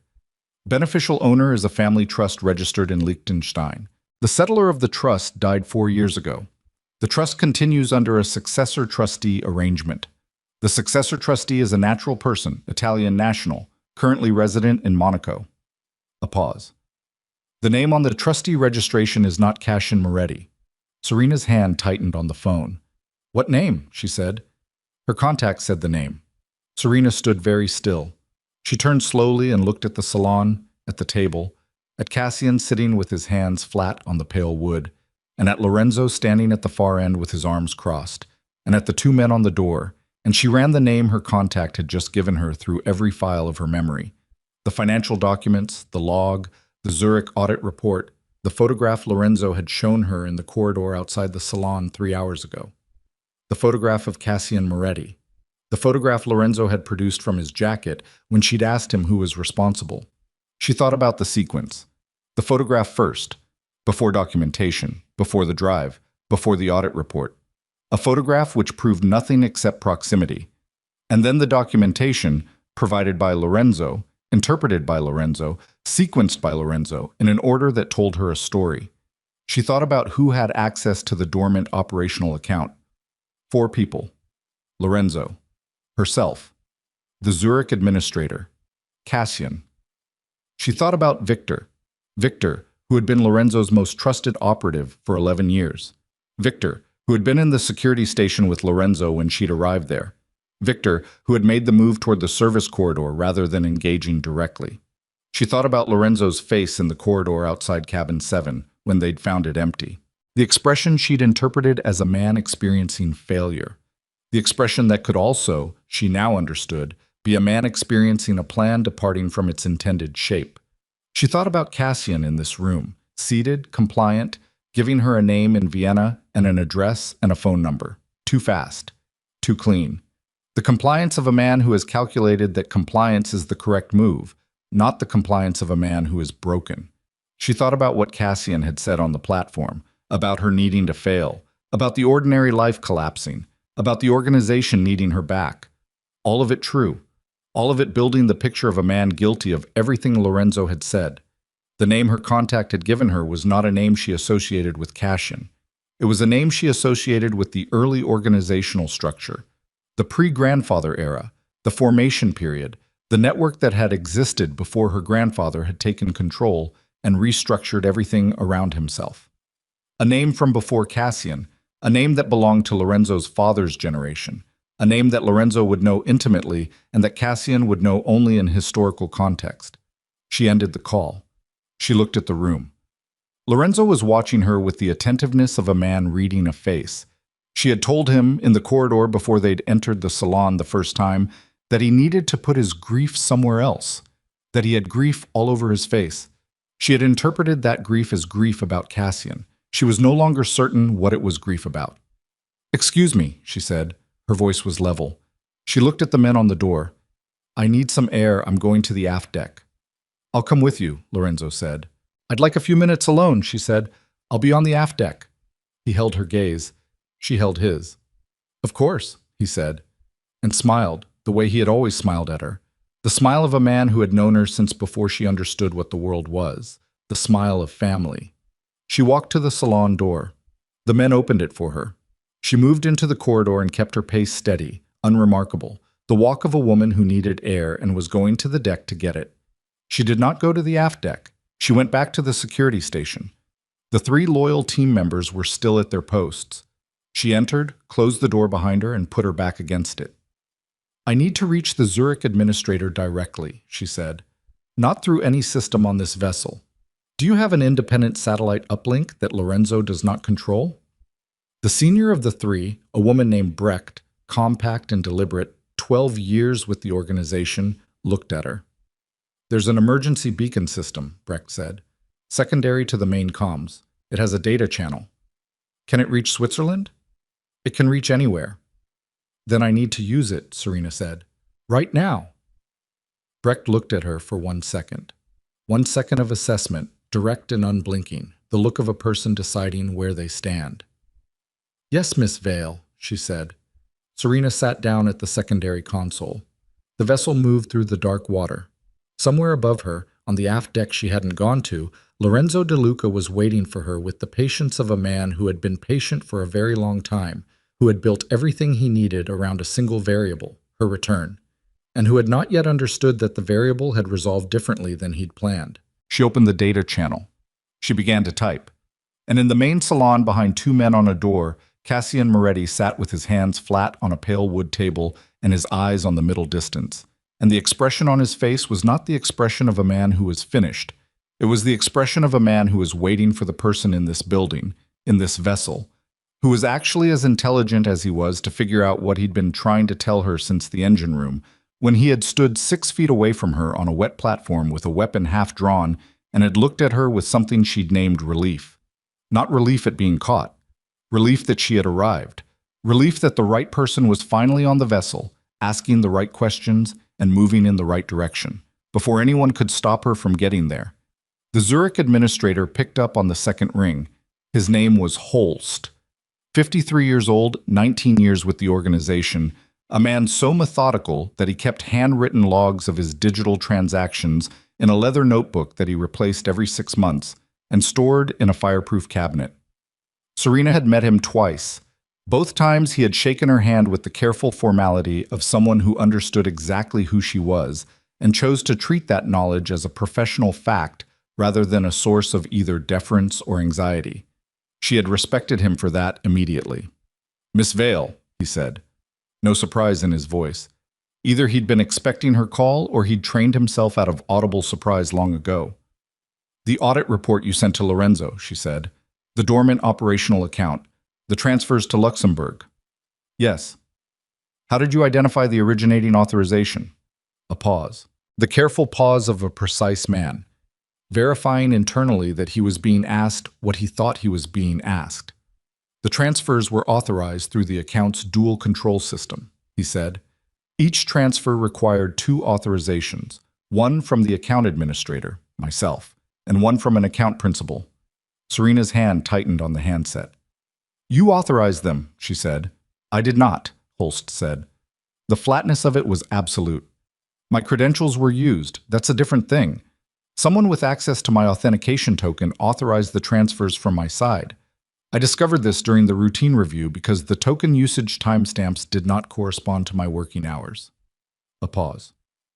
"I flagged this in my report. I'm concerned it may not have been communicated to you in the summary." Brecht was watching her from the console to her left.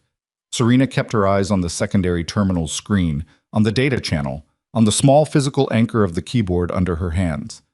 "Who received your full report?" she said. "Mr. De Luca," Holst said. "Directly and only, per his instruction. He told me the matter was sensitive and to communicate through no other channel." "And the account principal authorization, the second signature on each transfer, whose credentials were used on that side?" Another pause, longer this time. "Mr. Moretti's," Holst said, which is why the report framed the situation as it did. His credentials were the visible authorization on the principal side. My credentials were used without my knowledge on the administrator side. He stopped.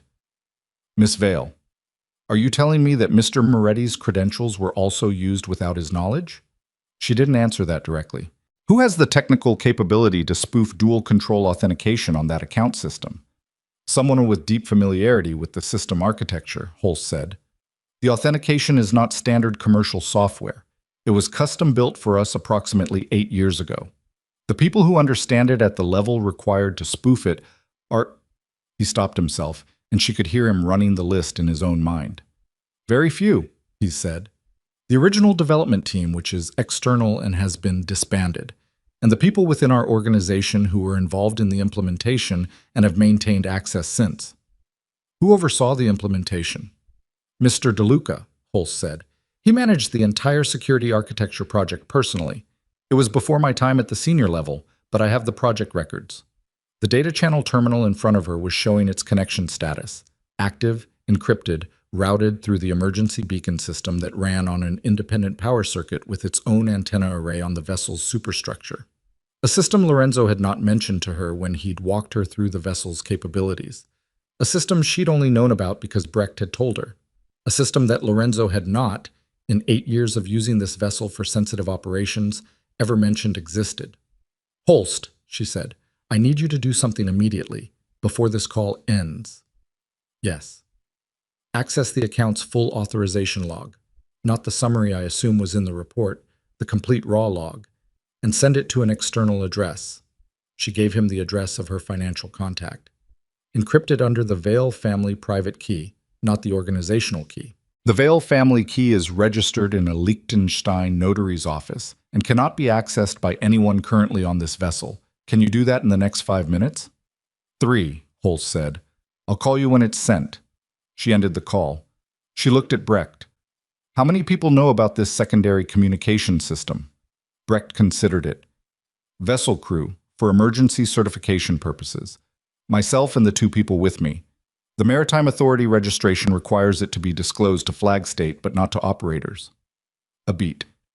"Mr. DeLuca has never referenced it in any operational briefing I've attended. How long have you worked for Lorenzo directly?" 7 years? "And before that?" "I came from Miss Vale's grandfather's personal security detail," Brecht said. "I was assigned to Mr. DeLuca's operational team after the grandfather passed." Assigned. Not requested, not chosen.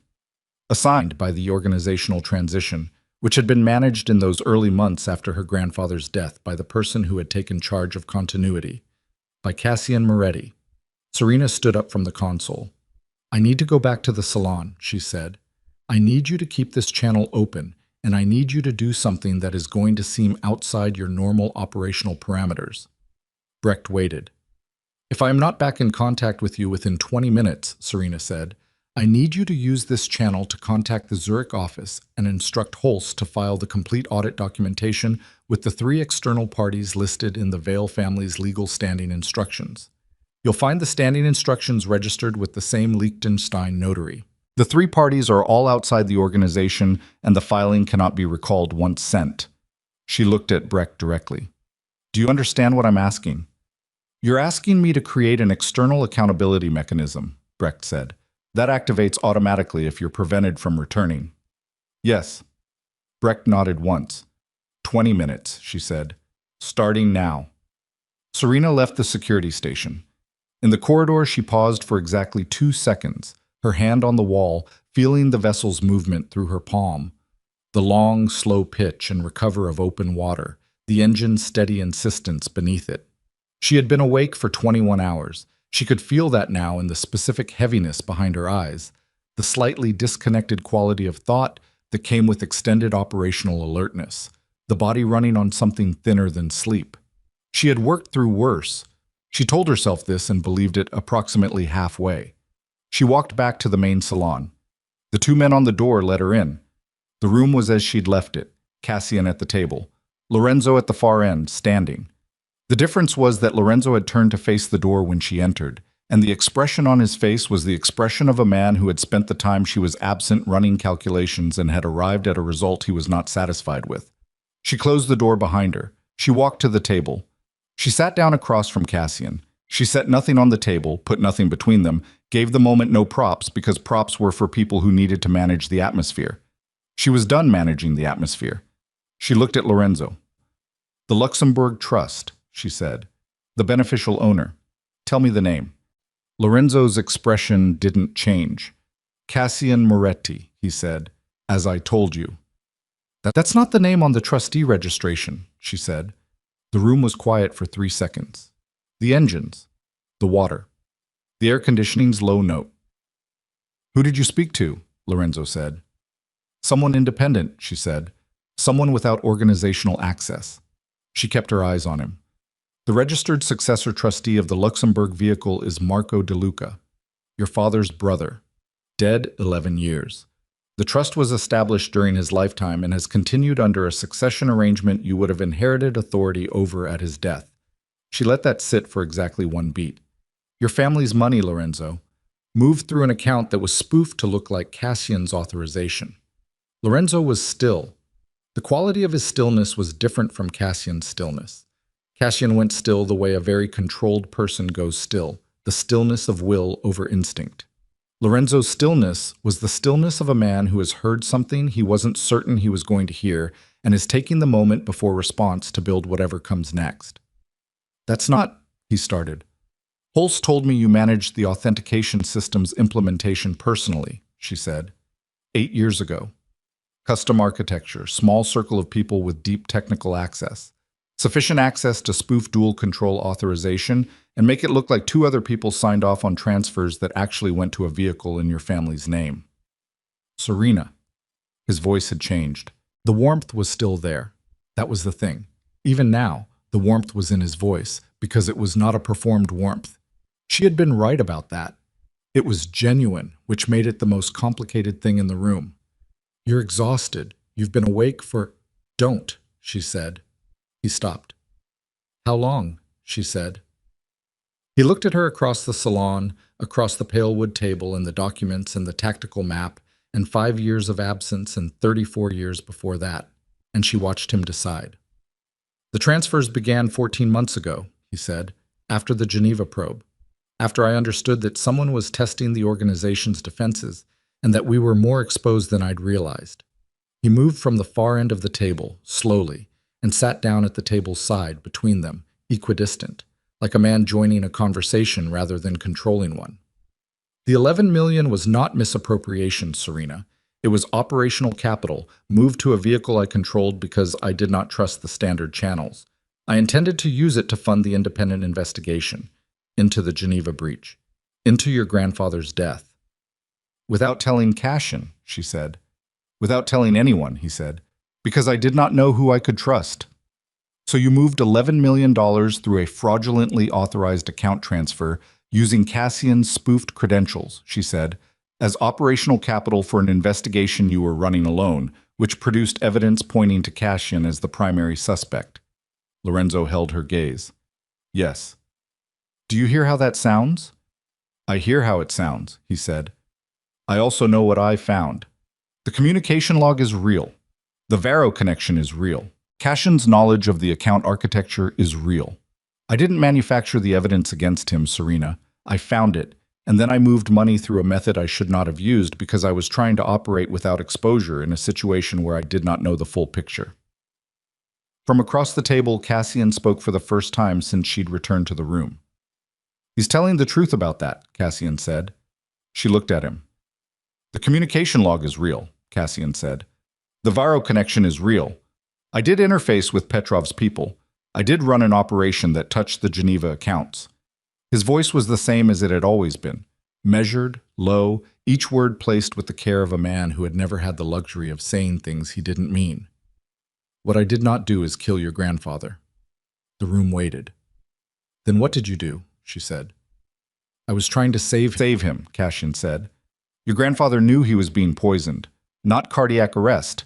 Slow accumulation, compound that mimics cardiac deterioration. He knew for 4 months before he died.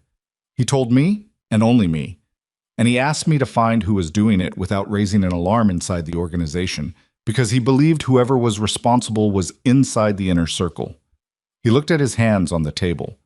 "He asked me to continue as though nothing had changed, to give the person doing it confidence that the plan was working, to use that confidence to identify them." A pause. "He died before I finished. The compound's progression was faster than his doctors estimated." "Who was poisoning him?" she said. Cassian looked at Lorenzo. Lorenzo's face, for the first time tonight, showed something that was not calculation or control. It showed something old and buried and terrible, the face beneath the face that most people never reveal in rooms with other people present. "Your grandfather's physician," Lorenzo said. His voice was low. "A man named Reuter. He was paid, over a period of 18 months, from an account I have been trying to trace. I found Reuter 6 months ago. I confronted him. He confirmed the source of his payments before—" He stopped. "Before he was no longer available to confirm anything further." "Before he died," Serena said. "Yes." "How?" "He died of a cardiac event," Lorenzo said, and the specific flatness of his voice on those words told her exactly what she needed to know about how Reuter had died. and who had decided it. The three of them sat in the silence of that for a moment. The account that paid Reuter, she said. Where does it trace? That's what the independent investigation has been trying to determine, Lorenzo said. It's the same vehicle structure as the Varo connection, Cyprus Shell, Dubai intermediary. The beneficial ownership at the end is obscured in a way I haven't been able to fully crack. He reached into the folder in front of him and slid a single page across to her. But 3 weeks ago I found a name. Not the beneficial owner. A signatory. Someone who signed operational documents for the Cyprus Shell early in its existence, before the obscuring layers were fully in place. She looked at the page. The name was one she knew. Not from the organization's inner circle, not from the financial architecture, not from any of the documents she'd spent the last several hours reading. From a conversation, 12 years ago. In a hospital waiting room, Cassian sitting beside her while her mother was in surgery, and Cassian mentioning, in the way that people mention things in the stretched time of waiting rooms, a business associate from his earlier career. A man he had worked with before her grandfather's organization, back when Cassian had been younger and less careful about the associations he made. A man he had described as brilliant and dangerous, and from whom he had deliberately distanced himself when he understood what the man was capable of. A name she had never heard in any other context. Adara Sen, she said slowly, the handler in Vienna. She works for him. Yes, Cassian said. And he's been running this from outside the organization entirely, she said. Someone who was never inside it, who used Varo as a cutout, used Reuter as an instrument, used the Geneva probe to create noise, and was waiting for the organization to be weakened enough, by your grandfather's death, by my absence, by whatever internal conflict developed in the vacuum, to move on it. His name is Gregor Halm, Lorenzo said. He's 71 years old. He runs a private intelligence firm based in Zurich, legitimate on its surface. He and Cassian have history. I introduced him to your grandfather once, Cassian said. 22 years ago. Your grandfather declined to work with him and made his reasons clear. Halm has been patient. He looked at Serena. Everything you found tonight, the Luxembourg vehicle, the authentication spoofing, the photograph Lorenzo showed you in the corridor, was designed to make you look at us. At people you already knew, people already inside your field of suspicion, to keep you turning inward while Halm moved from outside. She sat with the full architecture of it, the thing she was assembling in real time from the pieces the last several hours had provided, and she understood the scale of it, the patience of it, the 22 years of patient waiting by a man she had never heard of until 20 minutes ago. The two men outside the marina, she said, watching to confirm I'd arrived. Halm's people, Lorenzo said, not Varo's, direct. And the boat that followed us. Same. He knows I'm here. He knows the three of us are on this vessel. He knows whatever Drazen and Victor told him before we contained them. She thought about the timeline, the boat breaking off 20 minutes ago. Halm, somewhere in a Zurich office or a private residence, receiving confirmation, running his own calculations. He's going to move tonight, she said, before we have time to consolidate. He already has, Lorenzo said. He picked up his phone from the table and turned it to face her. A text message from a number she didn't recognize, received 14 minutes ago. 4 words. Elias Mercer. Found them. Her stomach dropped. The vehicle, she said. Renko. I told him to change course and call me back. He never called back, Lorenzo said.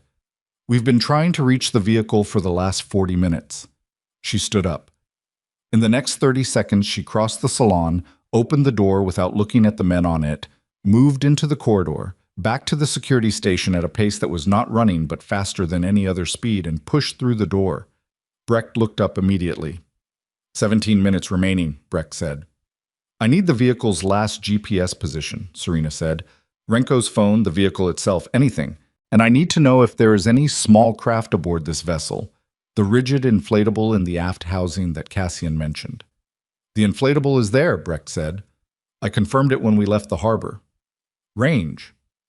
60 nautical miles at operational speed. How far are we from the coast? Brecht checked the navigation display. 31 nautical miles. Serena turned around. Lorenzo and Cassian were both in the doorway of the security station. Lorenzo had followed her, and Cassian, apparently no longer being held in the salon with any particular effectiveness, had followed Lorenzo, which told her something about the nature of Cassian's earlier cooperation. She looked at Cassian first. "Halm has Elias," she said. Cassian's face did not change dramatically, but something moved behind his eyes, a rapid internal sequencing she recognized as a man running tactical analysis. "He's using him to confirm you'll move," he said. "If you go after Mercer, you leave the vessel. If you leave the vessel, you're exposed on open water with limited support. He can intercept between here and the coast." "Yes," she said. "So you don't go?" "I'm going," she said. "Serena, he didn't know I existed when any of this started," she said. "He was in that restaurant because someone told him for 2 years that his wife was ordinary and his marriage was failing. He signed papers he was handed because he's an arrogant man who trusted a stranger's advice and had no idea what the advice was serving." She looked at Cassian, then at Lorenzo. "He cannot die for that. I will not allow it." The silence in the security station had a specific quality. The silence of two very experienced men absorbing the decision of a third person and recognizing that the decision was not negotiable. "Then we go with you," Lorenzo said. "You can't both go," she said. "Someone has to hold the vessel. Someone has to ensure the external documentation files if this goes wrong." She looked at Brecht. "Brecht stays. Her countdown continues regardless of what I tell her until I am back on this vessel with Elias Mercer." She looked at Lorenzo. "You stay. You manage whatever Halm tries on this end." "And me?" Cassian said. She looked at him. 68 years old, lean, with a face that had told her everything and nothing over the course of this night.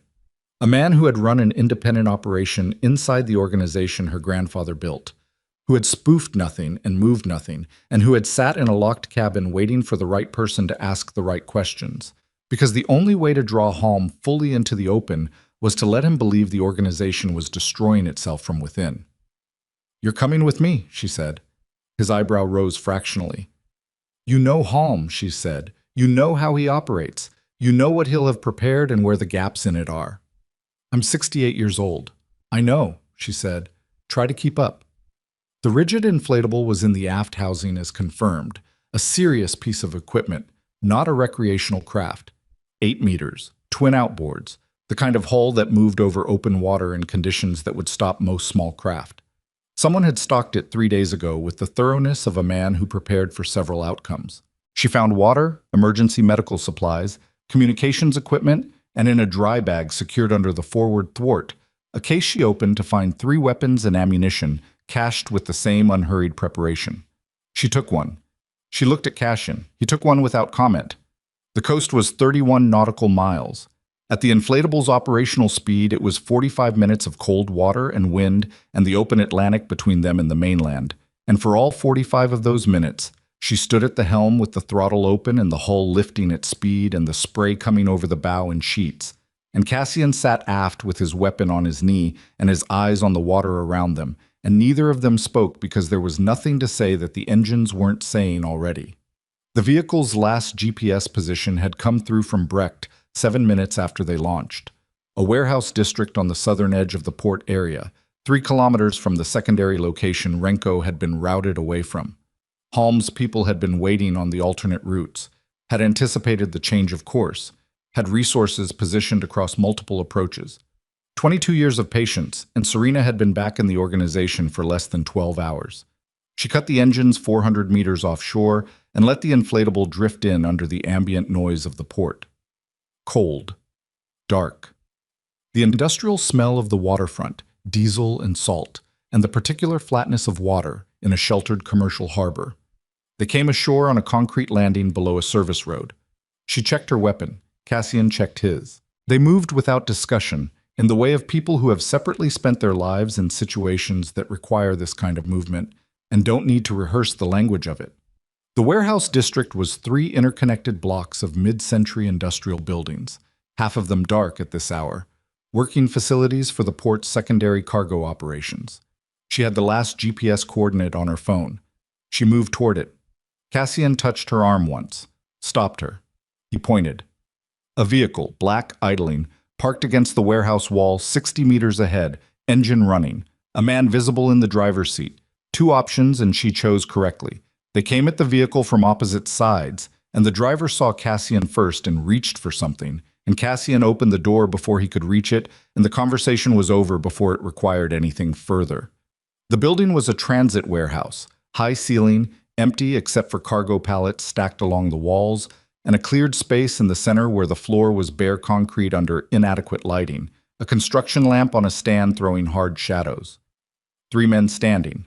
1 person sitting, zip-tied to a metal chair, a cut above his eye that had bled down his face and dried there, his jacket torn at the shoulder where he'd been handled into the chair. Elias Mercer looked up when they came through the door. He looked at Serena. He looked at Cassian. He looked back at Serena, and the expression on his face was not the expression of a man she had been married to, because the man she had been married to had never looked like this. Stripped of everything, the arrogance gone, the performance gone, just the raw human residue of a person who has spent several hours understanding how badly he'd misjudged the nature of the world he'd been operating in.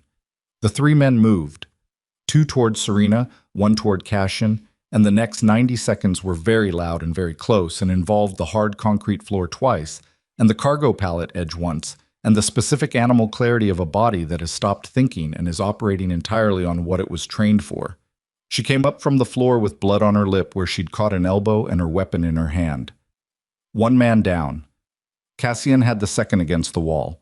The third was on the floor between her and the chair where Elias sat. Standing in the doorway through which they'd entered, unhurried, with the composed posture of a man who had expected this outcome and found it neither surprising nor particularly troubling, was a person she had never seen before but recognized immediately from everything she knew about him. Gregor Halm was 71 years old. He was shorter than she'd expected, compact, with white hair and pale eyes, and a quality of absolute stillness that was nothing like Cassian's stillness and nothing like Lorenzo's. It was the stillness of a man who had decided, at some point long ago, that the world owed him specific things and had been collecting on that debt ever since with the patience of someone who had made their peace with the timeline. He had a weapon. It was pointed at Elias. "Miss Vale," he said. His voice was lightly accented, educated, the voice of a man who had cultivated himself deliberately and was aware of the cultivation. "You're faster than I expected. I respect that." He looked at Cassian. "And you brought him. That's interesting." "Put the weapon down," she said. "I don't think so," he said pleasantly.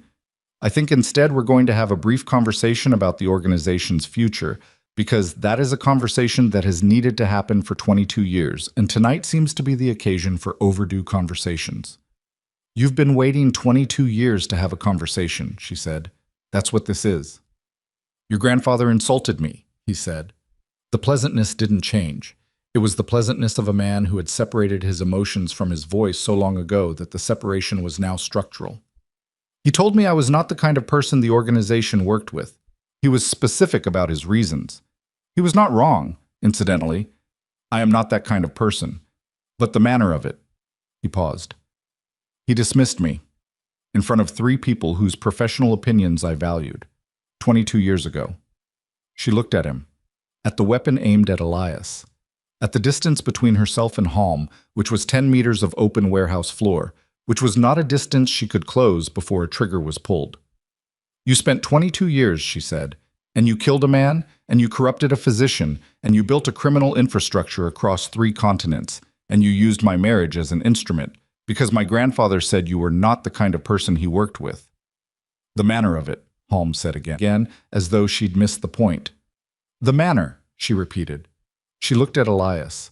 Elias was looking at her with the expression of a man who has understood several things simultaneously, and is holding them all without adequate preparation for any of them. His hands were tied. There was blood on his face. He was frightened in the specific way that people are frightened when the fear is appropriate and they know it. She looked at Halm.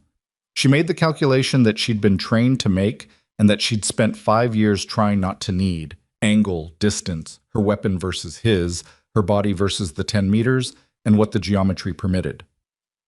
"There's external documentation," she said to Halm, "filed in the last hour.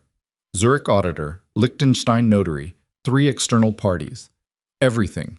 Your Cyprus shell, the Dubai intermediary, Reuters payments, the Geneva probe. It filed automatically 20 minutes ago. You cannot unfile it. Killing anyone in this room makes your situation worse." Halm considered this. The pleasant expression didn't change. I'm 71 years old, he said. The documentation concerned me less than you might imagine. Then why are you still talking? She said. Something moved in his eyes. The first departure from the composed pleasantness. Small and quickly controlled, but visible to her because she had spent the last several hours reading faces in inadequate light and had gotten very good at it tonight. She took 2 steps toward him. He adjusted the weapon from Elias toward her, which was what she needed. Cassian moved from her left. Not toward Halm, toward the construction lamp on its stand. He knocked it as he moved, the lamp swinging on its cord before toppling, the hard light swinging across the warehouse in a long arc, and then going dark as the stand hit the floor and the bulb broke, and the room dropped from harsh construction lighting into the dimness of whatever ambient port light came through the high windows. 2 seconds of recalibration for everyone in the room. She closed the distance in those 2 seconds. She had the weapon out of Halm's hand before he'd completed the swing back toward her, a combination of grip and leverage she hadn't used in 5 years, and which her body remembered with the precision of things learned under pressure. And then she had him by the collar and his back against the warehouse wall, and her forearm across his chest, and his own weapon somewhere behind her on the concrete floor. He was 71, and he was not weak, but she was 41, and tonight she was something harder than herself, and he was against the wall and staying there. She was breathing hard. She could hear it. She didn't try to control it. I'm going to tell you something, she said to Halm. Her voice was not steady, and she didn't try to make it steady. My grandfather was the best person I ever knew. He was also a man who ran a criminal organization for 40 years and made decisions that cost people things they didn't deserve to lose. He was both of those things at the same time. He was complicated, and he was real, and he was mine. She looked at Halm's face, pale and composed in the port light, 6 inches from her own. And you ended him because he embarrassed you. That's what I'm going to carry from tonight. That it was that stupid. That 22 years of architecture and patience and damage came down to a moment at a table where someone looked at you and told you the truth about yourself. Halm said nothing. She stepped back. She looked at Cassian, who was standing in the dimness with his weapon held at his side and blood on his left hand from somewhere in the 90 seconds of activity that had preceded this. She looked at Elias. She walked to the chair and took the zip tie at his wrists and pulled until it broke, the cheap variety, breakable with sufficient force, and she had sufficient force tonight. He pulled his hands free and looked at them, looked at her, and she saw him open his mouth to say something, and she shook her head once. Not now, she said. She took out her phone. She called Brecht. We have him, she said. Elias is with me. Send coordinates for extraction. The documentation filed 11 minutes ago, Brecht said. All 3 external parties confirmed receipt. Good, she said. She looked at the warehouse, at Halm against the wall, at the 3 men who were various degrees of incapacitated, at Cassian, who was looking at Halm with the expression of a man who had spent a year and a half running a covert operation inside his own organization to protect a woman he'd helped raise and a legacy he'd spent his life serving, and who was now standing in a dark warehouse on the wrong side of midnight, looking at the person who had made all of that necessary. Cassian said nothing to Halm. He turned away from him and looked at Serena. Your grandfather would have found this excessive, he said. He would have found it necessary, she said. Those aren't mutually exclusive, Cassian said. No, she said, they're not. In the weeks that followed, the documentation did what documentation does when filed with the right parties under the right conditions. It moved through legal and financial systems with the grinding inevitability of things that have been properly set in motion. The Cyprus shell was unwound. The Dubai intermediaries' principles were identified. Adara Sen in Vienna was approached by parties she had not anticipated and made decisions under that approach that Serena did not need to be informed of in detail to understand the shape of. Gregor Halm was 71 years old and had spent 22 years building something that ended in a warehouse in 3 hours, and the weight of the documentation against him was sufficient that the remaining years of his life would be occupied with defending himself in jurisdictions that did not extend professional courtesies to private intelligence operators. The Vero Syndicate, without Halm's backing and Sen's management, contracted rapidly to its natural size, which was small. Lorenzo spent 2 weeks in conversation with Serena about the $11 million, the authentication spoofing, the photograph in the corridor, the sequence of information he'd provided, and the sequence he'd withheld. The conversations were not pleasant. She told him that she understood why he'd done what he'd done, and that understanding was not the same as acceptance, and that if he ever managed her information access again with the justification that he was protecting her, she would restructure his role in the organization in a way he would find clarifying. He accepted this without argument, which was its own form of apology. She did not fire him.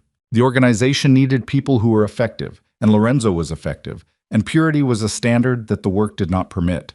She held this as a fact without liking it. Cashin went back to his apartment in Rome and spent 3 weeks doing something Serena suspected was close to nothing, and then called her and asked if she wanted him to continue working. She said yes, under conditions they negotiated over 4 hours on a secure call, conditions that included a reporting structure that ran to her directly and a transparency protocol that both of them found uncomfortable and both agreed was correct. She thought about her grandfather throughout those weeks, not in the abstract, grief-softened way of memorial, but specifically, his face, his voice, the particular way he laughed before the punchline, the tobacco smell of the desk drawer. She let herself think about him that way deliberately, on purpose, because she had spent 5 years not permitting it, and the not permitting had cost her something she was now trying to get back. Elias Mercer did what she had not expected him to do. He came to see her. 12 days after the warehouse, he appeared at the address she kept in the city, the secondary apartment, not the marital home. And he knocked, and she answered, and they stood in the doorway looking at each other with the particular discomfort of two people who have known each other in one context and are meeting again in a completely different one. He had a cut healing above his eye. He stood very straight, the way people stand when they're trying to hold themselves together with posture because other methods are temporarily unavailable. "I owe you an explanation," he said. "You don't," she said. "You were managed. You didn't know what you were part of." "I knew something was wrong," he said, "for longer than I admitted to myself. The introductions, the money, He stopped. "I wanted it to be legitimate because it was useful, and I knew it wasn't legitimate, and I didn't ask the questions that would have forced me to stop." He looked at her directly. "I participated in something I should have walked away from because I preferred not to know. That's mine." She looked at him. The man she had married had never, in 5 years, taken unqualified responsibility for anything, had always found the framing that distributed the weight, the context that explained the behavior, the narrative that positioned him as the reasonable actor in a situation that had simply become unreasonable. "Okay," she said. "That's all?" he said. "I forgave you before you got here," she said. "Not for you. Resentment is expensive, and I don't have the capacity for it right now." He nodded slowly. He looked past her into the apartment, at the bookshelves visible from the door, the stacked files, the evidence of a person in the process of reconstruction. "Who are you?" he said, not unkindly. The genuine question of a man encountering a truth he should have looked for years ago. "Someone who tried to be ordinary," she said. "Wasn't. Should have told you earlier." She looked at him. "You should go rebuild your life, Elias. You're capable of it. You just need to stop building it for the version of yourself you want people to see."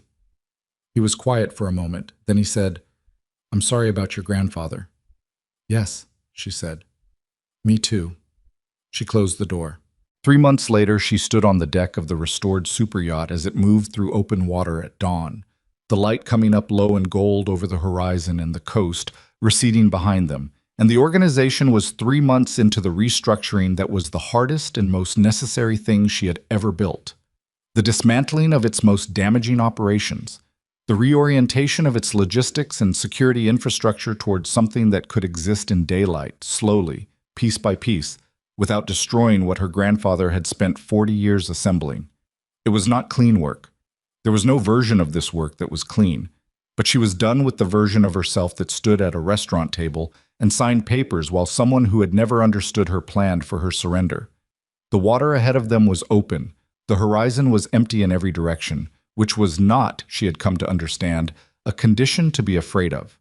It was what you got when there was nothing left in your way.